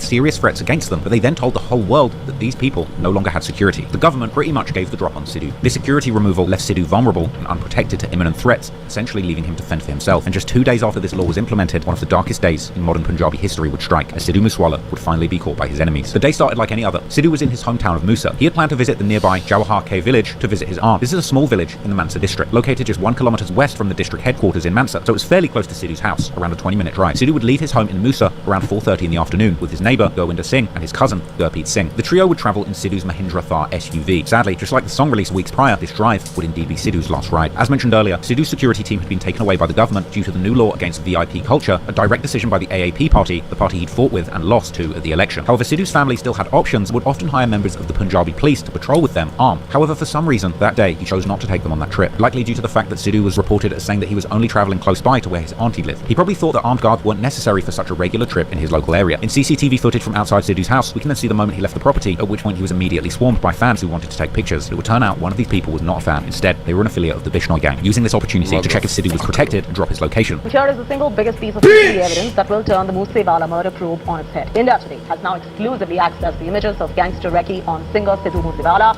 just 10 minutes before he was gunned down. The images show the informants of gangsters taking selfies near Moosewala's Thar SUV and then in a very clandestine fashion tipping off gangsters awaiting to pull the trigger. The informants told gangsters that Moosewala had left his home. After the tip-off over Moosewala's movement, the killers had started tailing Moosewala. The contract killers used 2 cars, a Bolero SUV and a Corolla sedan. to gun down the singer. At this point, the members of the gang were aware that he had no security and no bulletproof vehicle. The member that spotted Sidhu outside of his home would allegedly dial up a team of nearby shooters, giving them the go-ahead to pursue the car, the Mahindra Thar SUV that they identified Sidhu would be driving in. The group of assailants allegedly were in touch with Goldie Bra and other affiliates of the Bishnoi gang had apparently been tracking Sidhu's location for days and would follow him in a 2-car convoy. They followed behind Sidhu from his village until the SUV eventually entered Johar. The group of hitmen were travelling in a Toyota Corolla and a white Bolero SUV. The shooters would use fake license plates on their vehicles, clearly showing that the attack was planned out and they wished to cover their tracks. Soon after entering the village, Sidhu approached a sharp bend around 8 kilometers from his aunt's house, where the shooters quickly sped up to get close to Sidhu's car. And just after turning out of sight from the CCTV camera, the shooters in the white Corolla followed closely behind and opened fire. The first shots reportedly hit the rear end of Sidhu's car, to which he returned fire from his licensed pistol. According to the 2 passengers in the car, Sidhu stuck his warrior persona and managed to shoot back at the assailants with his pistol, but ultimately, this wouldn't be enough to save his life. After the shootout between Sidhu and the occupant... Man, Sidhu went out like a motherfucking warrior, fam. That shit's crazy. Managed to shoot back at the assailants with his pistol, but ultimately, this wouldn't be enough to save his life. After the shootout between Sidhu and the occupants of the Corolla, the Bolero SUV overtook Sidhu's car, and the occupants began firing at him with automatic weapons, and the shooters would fire 30 shots indiscriminately into Sidhu's car, specifically with an AN-94 rifle, which are pretty rare in Punjab. Around 19 bullets would hit Sidhu in his head, legs, abdomen, and chest, with shots even piercing his lungs and his liver. Both Sidhu's cousin and neighbor were injured in the attack, but most bullets were directed at Sidhu personally. The others were quickly taken to hospital, but Sidhu's wounds had already proved fatal on the scene. A later autopsy report would find that Sidhu had died within 15 minutes of the attack, but to make matters worse, immediately after the shooting stopped, residents of the village would come out to investigate the commotion, arriving to witness a shocking sight no one would have ever expected. The country's biggest gangster rapper and nearly politician, riddled with bullets all throughout his body and no security in sight. Soon, harrowing videos will begin to circulate online of people who had arrived at the scene filming Sidhu covered in bullet holes. Heartbreakingly, even his sacred turban was removed by bystanders who were trying to hold up his lifeless body. Almost immediately, news of Sidhu's murder would spread like wildfire and was reported to masses in India and all over the world. The Chief Minister of Police would take to Twitter to share that none of the perpetrators of this crime would be spared, but the same question would be heard all over the world. Why would anybody do this? In such a brash daylight attack, India's most prolific star was gunned down, with this being broadcast for the whole world to see. The very same day, police believed they had a lead. Police Chief VK Barra made a statement blaming a Canada-based gangster. Sidhu's family immediately pushed back against the police's comments, as they believed it linked Sidhu unfairly to gangs and organised crime. They believed that there was more to the merciless assassination than just a mere display of gang warfare, as Sidhu's family believed that the police had quickly tried to piece together a story without properly investigating. The next day, the Chief of Police was made to clarify his statement and specified that he never said Sidhu was a gangster or had any specific affiliations. But the Chief of Police was correct, as just 1 hour after Sidhu's murder, it was clear where to point the finger. Goldie Bra, associate of Lawrence Bishnoi and prominent member of the Bishnoi gang, made a post to Facebook essentially claiming direct responsibility for the murder. Goldie was the original friend of Lawrence Bishnoi and was the man that was shooting at his rivals in the college elections. Goldie, real name Satinderjit Singh, made a post claiming that he had put the hit out on Sidhu and outlined his exact reasoning for this. In the post, he would claim that Sidhu had been involved in the murders of 3 of his friends, suggesting that the police had been protecting him because of his fame and power. The post roughly translates to this: I, along with Sachin Bishnoi, Dataram Wali, Lawrence Bishnoi Group, take responsibility for the killing of Sidhu Moosewala. His name came up in connection with the murder of Vicky Midakera and Gulal Bra, and despite this, police did nothing. Now this post would show that Sidhu Moosewala had in fact been placed into the centre of a gang rivalry and was indeed murdered as a plot to avenge another murdered politician, Vicky Midakera. Vikramjit Singh, aka Vicky Midakera, was a youth Akali Dal leader. This is a Sikh-centric political party within India and is the second oldest party after Congress. Vicky was a resident of Midakera village in Bathinda district, and just like Sidhu Moosewala, he used the name of his village as his surname. He would eventually move to Chandigarh to pursue his college education, where he attended the DAV college. Sources say that he had supported Lawrence Bishnoi. That's that same college that old boy was being a menace at. During his run when he was contesting as a student leader of Students' Organisations of Punjab University at DAV College. Now Vicky had no criminal history other than a first information report registered against him at Chandigarh police station in 2020. Vicky was actually named as a member of the Bishnoi gang, and he was alleged to have been providing logistics supports to some of the members. These affiliations may well have cost Vicky his life, as on the 7th of August 2021, Vicky Midakera was shot dead in a broad daylight assassination that was caught on surveillance camera. Vicky, aged 33 at the time, was entering his car when 2 masked shooters approached from the left side, unloading their pistols into him at close range. Initially, Vicky runs out of sight from the cameras, where he's then followed and shot dead right by the wall of a local community centre. This would explain his connection to Goldie Bra, and it make sure we still live with all our people. Oh man, it's going down in the comments. What's up, everybody? I love Starburst.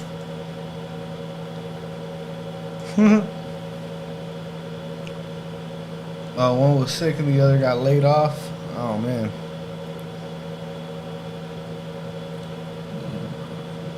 Oh man. Damn. Grenade launchers.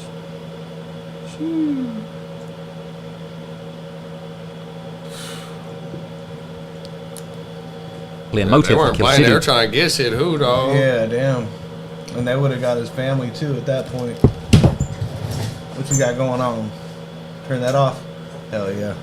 as vengeance for this murder. But many people were confused as to why Sidhu was specifically targeted, and a clear motive to kill Sidhu as vengeance for this murder. But many people were confused as to why Sidhu was specifically targeted in this incident. One explanation could be Sidhu's affiliation to their rivals, the Bambia gang, as shortly after Vicky's murder, the Bambia gang had taken full responsibility for the killing. And as mentioned earlier in 2020, Sidhu had released that song with singer Amrit Man, Bambi Habol, a song praising the Bishnoi's main ops that was seen as escalating the rivalry. Here he is directly referencing the enemies of the Bambia gang, saying that he will break their bones and referring to murder. The song itself was believed to have had a deeper meaning, paying tribute to the slain gangster Davinder Bambia that started the gang. Lawrence Bishnoi at the time was jailed in Delhi's Tihar prison, and he's actually been in prison since 2017 due to various cases. But it appears that he's still been calling shots from behind bars, as during an interrogation with the police, he would apparently shed light onto the motive in Sidhu's murder, as he was called in for an interview after Sidhu was killed. Bishnoi himself believed that Moosewala had provoked the gang through his lyrics, eulogizing their rivals in the Bambia gang with his song. Lawrence Bishnoi said that with that song, Bambi Habol, Sidhu had dared them to attack him in the open. However, the issue runs even deeper than these affiliations in that song, as after Vidhi Midakera was murdered, the police had named one of Sidhu's managers, Shaganpreet Singh, as a main conspirator in the murder. 1 month after Sidhu was killed, Shaganpreet was seeking protection from the courts due to threats made against him by the Bishnois and Goldie Bra too. In response to his application, the Punjab police claimed that there was sufficient evidence that places Sidhu's manager as the main conspirator in Vicky Mudakera's murder. Allegedly, Shaganpreet Singh had met with 2 others at a Sikh temple and asked them to carry out the murder of Vicky Mudakera. The shooters also claimed that Shaganpreet arranged for them to stay at his flat in Karar. However, it was found by the investigative agency that there was no further corroborative evidence that showed any communication between Shaganpreet and the co-accused. Furthermore, Shaganpreet added that he has no connection with the Bambia gang, claiming that he's been targeted for no reason. But coincidentally, soon after Midakera's murder, Shaganpreet had fled to Australia. But regardless of Shaganpreet's involvement, that murder plot was very extensive. The hit was called from several members and associates of the Bambia gang, like Lucky Patial, who was behind bars in an Armenian jail, apparently sending a message to another fugitive named Gandhi, who was on the run in Malaysia. Gandhi had planned and organised the hit, providing weapons and logistical support. And to this day, that case is still unsolved and has never gone to trial, likely due to the fact that the main perpetrators are all locked away in various foreign prisons. But regardless, Goldie Bra and the Bishnoi gang felt betrayed by the system and felt that Mudakera's murder went unpunished. So they would choose the target of their retaliation to be Sidhu Moosewala, the most famous gangster rapper who had already dropped a song publicly, shouting out the gang that had killed their friend. So in the following days after May the 29th, police would desperately try and piece together the evidence and find the fleeing group of shooters that killed Sidhu. And by early June, that investigation was well underway, with one single piece of evidence blowing the entire case wide open and leading the police on a cat and mouse chase of the shooters all across India. The first piece of evidence was found 13 kilometers away from the scene of the crime in the Kayala village. This was the abandoned Bolero SUV used in the shooting that overtook Sidhu. Inside the car was a gas station receipt. This receipt was addressed to Fatehabad in the Haryana district, which is around 320 kilometers south of the Punjab region. On the same day, security footage was obtained by local police from the gas station in Haryana. The footage would show the Bolero SUV's movement, showing it going to the gas station and filling up. After investigating the footage further, police managed to identify a suspect as the shooter in the case, Mr. Priyaware Fauji and a 19-year-old named Ankit Sirsa from the Sonipat village. Both were identified as suspected shooters. But on the 6th of June, police recovered another one of the vehicles used by the shooters. It was found that the killers actually used another car, an Alto, which was robbed at gunpoint by the assailants in the Corolla. At a certain point, they chose to swap and abandon the Corolla as it got damaged in the incident and broke down. Ultimately, the Corolla was found the day after Sidhu's murder in the Moga district. It was abandoned in a field with the number plates removed, and there were no weapons or further evidence found in that car. But the Alto that they'd gotten into after abandoning the Corolla was found by tracing the route of the car through CCTV footage, which ultimately led to 5 arrests. And articles were later written about how this banged-up getaway car would ultimately be the thing that led the police to the culprits. After these major breakthroughs, the Indian police then embarked on a major 21-day operation to capture the killers, starting on the 13th of June 2022. The operation began when police used technical surveillance to establish that some of the shooters were in the Gujarat region, which is over 1,100 kilometers south from Punjab. Investigators were able to narrow down their search to a 3.5-mile radius in the Mundrapur area, which eventually led them to Baroi village. Baroi is around 2 kilometers from the local city with a population of around 15,000 people. Therefore, seeking out the killers would prove to be more difficult than assumed in such a rural village. It was found that the suspects had rented a room in Baroi using fake IDs. They posed as migrant workers because the local ports would often see lots of men from different regions coming over for work. The investigators were then able to narrow down their search to local rooms that had been rented recently. Investigators were also aware of the physical profile of their suspects, such as their height and build. Now, interestingly, average height actually differs from region to region in India due to the sheer size of the country. People from certain areas are just taller than other people from other areas. It's a thing. So the team of investigators were struggling to pin down the single room in the village that the gang were hiding out in because they were working from a tower. So they chose to patrol the area on scooters, posing as port workers themselves. The authorities were already aware that the suspects were allegedly running an illegal liquor business. Due to Gujarat being a dry state, this fact helped the investigators locate one of the businesses catering to workers in Baroi and the nearby areas. The police then found out that the supply of liquor was being supplied from zones such as Sonipat, which is actually where those 2 shooters that were arrested already were originally from. A few days later, the police received a tip from a family living in close proximity to 3 suspicious men all renting a room together. Sadly, at this point, no arrests were made due to the evidence not being strong enough. Eventually, the police would search the accommodation complex and look specifically for anyone who looked out of place. At that point, they noticed 3 men sitting on a charpai cot, but they were all facing away from the police. However, the police would then notice that the position of the men seemed peculiar for that region of India. The men were sat with one leg folded and the other bent from the knee, which the investigators knew was a style of sitting particular to the Haryana region. The team would also spot that one of the shooters was unusually tall for the area, standing at around 6 feet, as well as having a lighter complexion than the other people around. The third suspect was then spotted coming out of another room, having just bought an. Now that's profiling, you know what I'm saying? You don't sit like us.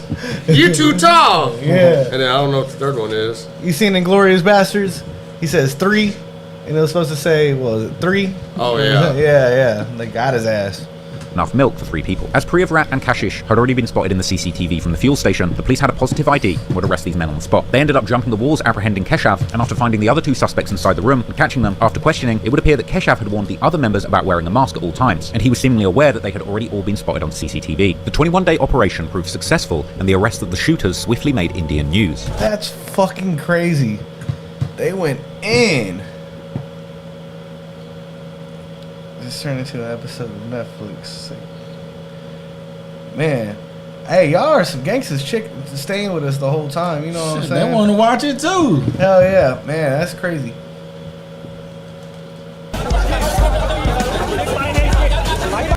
Oh, that shit tripped me out. I was like, what?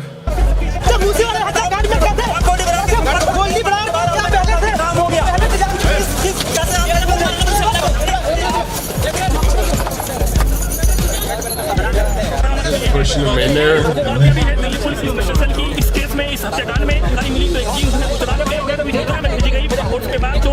After these arrests were made, the case was getting closer to being fully solved. A suspect shared the details on their communications and planning throughout the whole job. The gang made sure never to call each other and would only speak using open Wi-Fi networks or using dongles, which caused a major challenge for the police to pin down their locations initially. They were apparently all in touch with Goldie Bra, who was in Canada at this point, organising the whole ordeal. Bra would give instructions and locations of where to hide, and the police would eventually find out that initially 7 of the suspects had lived in that room in the Barrow village, before left in the first week of June, narrowly avoiding arrest. After these 3 arrests, the police moved on to the next targets, Ankit Sirsa and Sachin Diwani. They believed that the 2 were in Chandigarh due to cell phone data. They knew that the police were tracing them, and they moved incredibly cautiously when using their phones, only switching them on for limited time after using public transport and changing their location each time, limiting the scope for the police to trace their whereabouts. But eventually, the pair were traced to a bus station in Delhi on the 3rd of July, where they were arrested. Ankit Sirsa was just 19 years old, and when investigating the suspect's phones, the police found an image of Ankit Sirsa posing with his pistol, sat behind a collection of bullets that spelled out the name, Moosewala, with newspaper headlines later describing him as a desperate shooter. It was found that Sirsa fired 6 rounds at Sidhu from 2 pistols, and he had been the one who had got closest to the rapper in the shooting. But that image of him with the bullets wasn't the only damning evidence found on their phones, as a video from the day of the shooting was later brought to light, showing that the gang of shooters sat together in their car, posing with the pistols, waving the murder weapons around, proudly laughing about the situation. Allegedly, this video had been sent to Goldie Bra. The video was even posted and deleted to Sirsa's Instagram account, a classic example of how self-snitching exists even in India.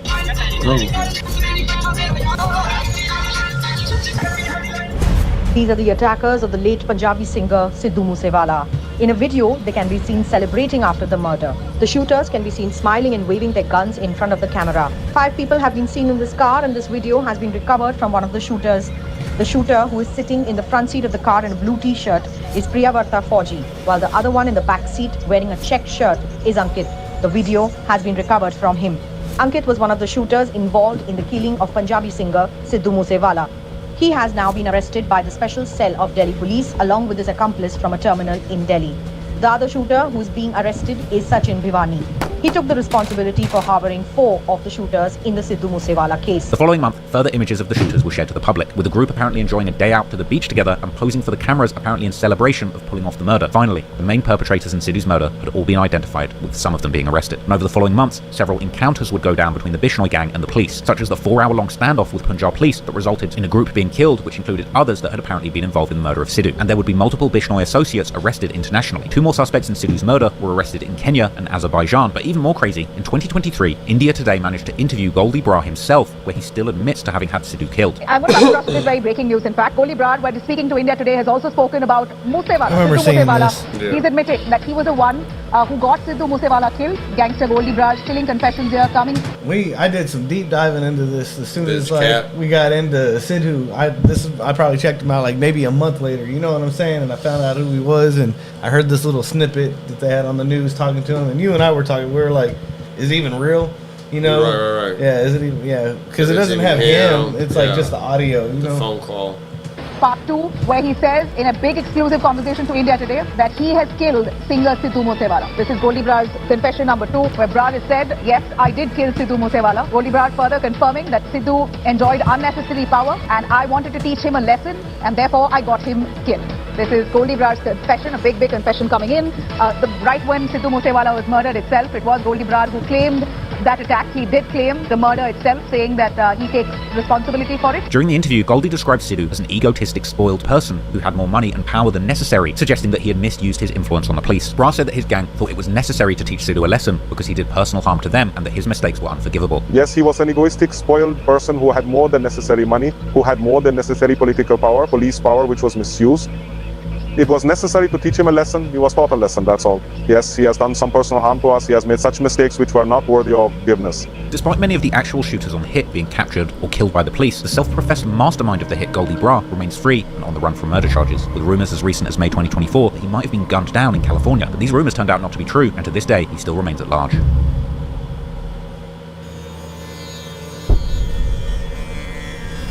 Just like many other prolific legends of the rap game, Sidhu Moosewala foreshadowed his own death in countless lyrics and videos, a creepy trend that presents way too many examples in the modern music industry. Countless rappers like XXXTentacion have depicted their own funerals in music videos, from Mac Miller to Mo3, and of course Tupac, one of Sidhu's biggest inspirations, as well as his main rival Biggie, both gunned down in their cars after a turbulent beef, made songs and albums themed after their impending deaths. Fans were quick to note that the date of Sidhu's murder, the 29th of May, echoed the title of one of his most famous songs, 295. They noted that in the eerily titled track The Last Ride, Sidhu had sung about being laid to rest in his youth. His latest album at the time, Moose Tape, contained several references to dying. That picture is so fucking dope. All of our music videos, we gotta have us old on like acres of land. You know what I'm saying? With fucking Lakers jerseys. Lakers jerseys. You know, that's what I was trying to say. Yeah, with fucking just fields. Acres and Lakers, baby. Acres. You know what I'm saying? Because Yeah. you speak it to existence. That's what we trying to speak it to existence. You know what I'm 59, saying? 51. Yeah. Motherfucking tractor, you know what I'm saying? 59, 51 tractor right there. Yes, sir. What's up, Hey, everybody? it looks like we about 10 minutes. They're all pawns in the game. Yeah. We're so damn jealous of Sidhu. Hey, we got some Sidhu in the lineup. Y'all stay tuned, man. We got a whole lineup for y'all today, man. And we ain't done yet after this. Nowhere near done, baby. We still going.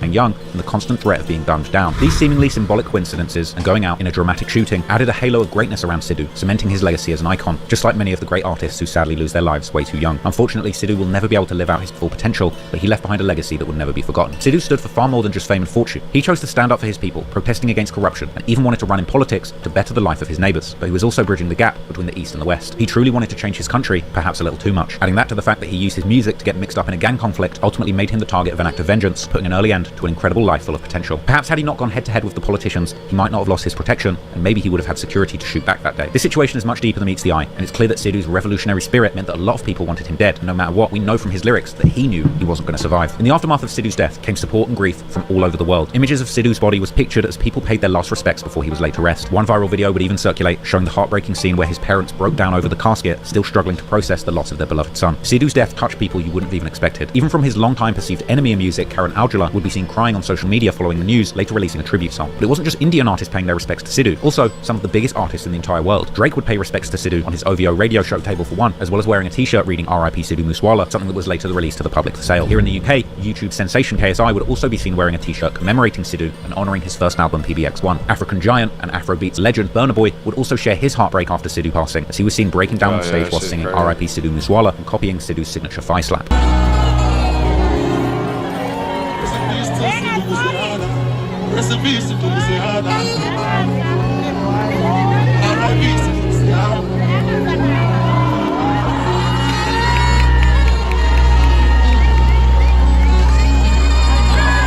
Yeah, that's what he would do. He would hit his thigh. You know what I'm saying? Sidhu. Burna Boy also mentioned Sidhu on his appearance on the hip-hop podcast $1 Million Worth of Game, showing that him and Sidhu had actually planned to release a joint mixtape. Yeah, that's kind of the same thing I felt with Rest in Peace Sidhu Moosewala, who just died. He was like a legend from India, from Punjab, and his music from the beginning, even before we got close and started working on a mixtape that might never come out now. Yeah, man, I just felt the music. I just felt like bruh, like I could have made this. Right. Even if I don't even speak Punjab or nothing, you feel me? But I could literally sing most of the songs that I word for word. Don't even know the language. And I don't even know what it means. Right. You understand? Right. So that just means there's a great fucking melody and a great beat. Yeah, and it great talks melodies. to your soul. Right. It really talks to your soul. Like, whatever it's telling your soul, whether it's good or bad, it's still talking to your soul. Right. So weird because it's just like spot on. Yeah, straight up. I love the fact that we get to see all the translations whenever we check them out. You know what I'm saying? It's like with you, in Spanish. You know what I'm saying? Like I seen you like speak the. You know what I'm saying? Yeah, straight up. You don't know what this is. He's not a no sabe. He's not a no sabe. He knows. Man, but Nelly and I were out eating the other day, and somebody was speaking next to us. I think it was like Italian or Portuguese or something, and she was like, I like understand a few of the words, but it sounds kind of like she said it sounded like The Sims. You ever played The Sims where they talk and shit? Y'all don't know, man. Nerds. They just talk like like boo boo boo ba ba ba. They be talking all just crazy gibberish and shit. Yeah, it's funny. But she was like, "That's how you must feel around my family all the time." And I'm like, a little bit. Sidhu's music was so strong, it resonated with Burna Boy deeply. He would actually visit Sidhu's parents' house in the UK, gifting them a painting of their son. Furthermore, UK drill rapper Tion Wayne, who collaborated with Sidhu on a couple of tracks, including Celebrity Killer, would pay homage to Sidhu in his own 2023 solo track, Healing. In the video, Tion visits Sidhu's house in Musa, surrounded by armed guards, and his famous tractors. The music video ends with a special tribute to Sidhu, reading Legends Never Die. However, Sidhu's death was sadly not only used to pay respects, as political parties in India attempted to use him as a tool to gain influence. In the Sangra Lok Sabha by-polls in 2022, the INC party proceeded to use Sidhu's image as a tool within their election campaigns. This move was objected to by Sidhu's family, who then proceeded to appeal for the party not to use their son's image and persona for political or personal gain. Regardless of all the accolades and influence Sidhu gained in his career, in the end, he was brutally murdered in broad daylight over the actions of other men that had nothing to do with him. His parents had lost their dear and only son, which is heartbreaking in considering the level of respect and affection that Sidhu showed his parents throughout his career, such as the time that he supported his mother in the Musa election, or releasing his own tribute song, Dear Mama, just like Tupac did. Sadly, his parents, just like countless others, fell victim to their son being taken away by ruthless gangsters. And after his son's death, Sidhu's father requested fans via Instagram not to try and visit them in person, explaining that they have left their village for a couple of months after fans from all over the world have been visiting to give their condolences. But this wasn't the only issue that the family faced. Moosewala's father, Balkaur Singh, reported to the police that he had received a death threat from a Pakistani phone number. Soon after Sidhu's cremation, a statue would be erected in his honor at the same site, and his father, Balkaur Singh, would take the opportunity to voice his frustration at the government, asking We will go to that statue someday, man. That is gonna happen. Yeah. a Times of India interview why there's been no arrest of Goldie Bra. Sidhu's father also shed light on the Shaganpreet Singh, the manager who had allegedly gotten Sidhu targeted in the first place after arranging the murder of Vicky Midukera, claiming that he didn't realise that brothers would become enemies and explaining that he would take their names and get to the bottom of things. But it seems that these bold public statements from Sidhu's father likely angered the Bishnoi gang who were responsible, and following this, with zero empathy for the family, they would issue a direct death threat towards Sidhu's father over his comment, saying that you and your son don't own the country and you can't give security to whoever you want. Sidhu's parents weren't the only ones heartbroken over Sidhu's murder, as fans from all over the world would pay their respects, detailing just how much the loss had affected them, and how Sidhu's music had even allowed themselves to get closer to their own culture. One fan would give a detailed breakdown as to why Sidhu was so beloved, even mentioning how people were taking the loss as if they had lost one of their own family members. Although Sidhu was gone, his momentum was far from over, and he still had a locker of unreleased songs and powerful messages, like such that as was SYL, Kobe. a song which was taken down 3 days after it. When I found out Kobe died, that day he died, like, yeah, me with XXX, that shit. I got depressed that day. I was like, look at that. Go back a little Yeah, I remember they told me that some of the songs it was that he's banned got from India. Yeah. So beloved, even mentioning how people were taking the loss as if they had lost one of their own family members. Although Sidhu was gone, his momentum was far from over, and he still had a locker of unreleased songs and powerful messages, such as SYL, a song which was taken down 3 days after its original upload due to its controversial and anti-government nature, yet it still managed to go on to amass 22 million views. Thankfully, it was still reinstated and is available today. After his death, Sidhu's music posthumously charted in numerous countries, taking his already enormous influence to new highs. In April 2023, Steel Bangles also released a posthumous song from Sidhu featuring Burna Boy. The song's a beautiful tribute to Sidhu and explains the importance of his name, with Marana meaning my name. The video features multiple shots honouring Sidhu, such as Drake wearing the RIP Sidhu shirt, as well as a field of his beloved tractors, and his face appearing in the clouds. Sidhu left behind a beautiful legacy and was a great example and role model for the Punjabi Jat people. Although his family faced massive amounts of trauma and backlash following Sidhu's death, recently the family shared an incredible surprise to the world in March 2024. 2 years after Sidhu's murder, they had delivered a new son. Through the process of IVF, the parents were blessed with a newborn child, even at such a late stage in life, which elated Sidhu fans across the world, who began claiming Sidhu is back. And it appears that they might be right, as the family aptly named their newborn son that same iconic name, Shubdeep Singh Sidhu, even sharing an image of the newborn son on social media, with a caption saying that this child was blessed by the millions of souls who already loved Sidhu. Balkaur Singh claimed that the son he lost, Sidhu, has now come back to him, and that finally the family had some positive news. Unfortunately, the Indian government still didn't let up on the family. Seemingly, in fear of the revolutionary spirit of a newborn child, they would begin harassing the couple, ordering them to prove the legitimacy of the birth due to their age and the restrictive IVF rules that exist in India. In one video released to social media, Sidhu's father pushes back against the police for harassing him, requesting that the government allow the treatment to get completed. Sidhu looks just like him. Yeah. He's called upon to prove the legitimacy of the trial. For now, it seems that the family have been left to raise their newborn child in peace, but unfortunately they lost their son, and the world lost an incredible artist and radical thinker when Sidhu Moosewala passed. But just like the popular saying that emerged following Sidhu's death, legends... having to feel some Ski! We're right at the end of the video for this one. Post Oh, 1 week, baby. Oh, snap. That's hard. Damon Preet. Damon, is that how I'd say it? That's a tribute. Oh yeah, I think we've done the tribute from Quran to him before. Man, that was a touching tribute. Oh yeah, that was a very touching tribute, man. I ain't gonna cap. I kind of teared up a little bit. Never die, and that revolutionary spirit that Sidhu put into his music and the hearts of every Jat from Musa and beyond will live forever. So I just want to end this video by saying rest in peace to one of the most interesting and incredible artists the world has ever experienced. I enjoyed learning all about Sidhu Moosewala. I hope you did too. Thank you for watching, and until next time, peace out.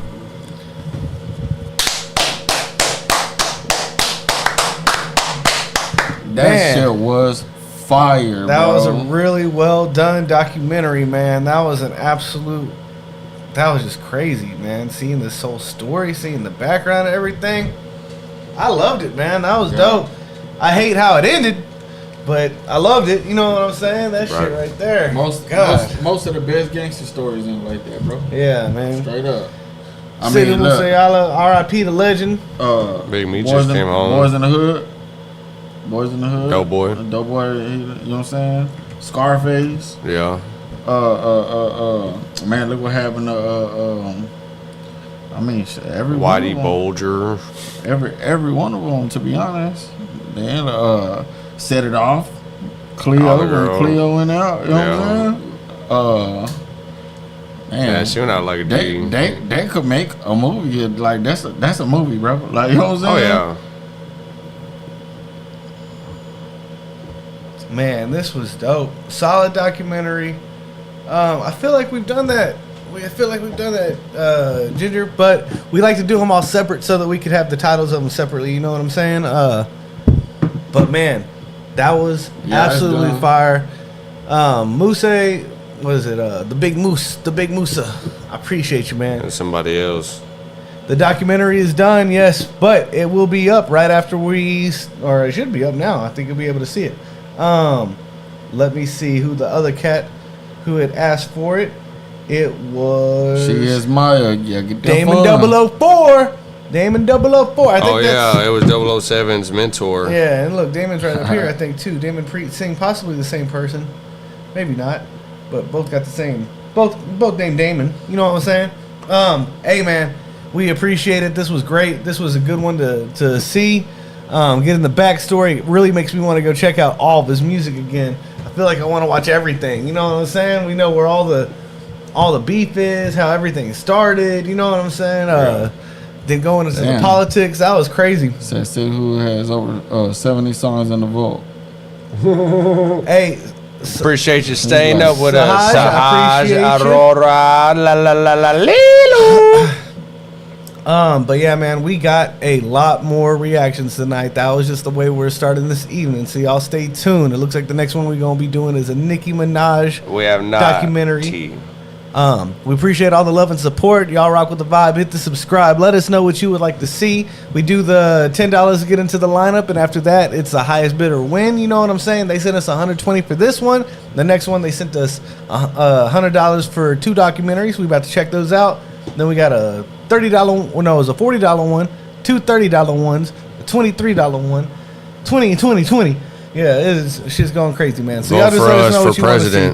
We appreciate all of the support. Y'all rock with the vibe. Hit the subscribe. Go check out the Sidhu Moosewala reaction playlist. Follow us at the.bricks.official. That's bricks with an X. Follow my boys. Tom Brigante on everything. T.Y. Paji and I approve this video. Hell yeah. And I think we about to stand up and stretch for a minute. Oh, Chris gonna stand up and start twerking, y'all. We get 200 likes. We got the 49 likes, so y'all don't get to see Tone stretch. Ginger, sorry. Ginger, I know you was waiting. Somebody drop one like on there. No, our Ginger Cookie wants the ginger. Ginger on ginger violence. All right, guys. It ain't gonna be violent. We'll see y'all in just a minute. Y'all stay tuned, man. Peace.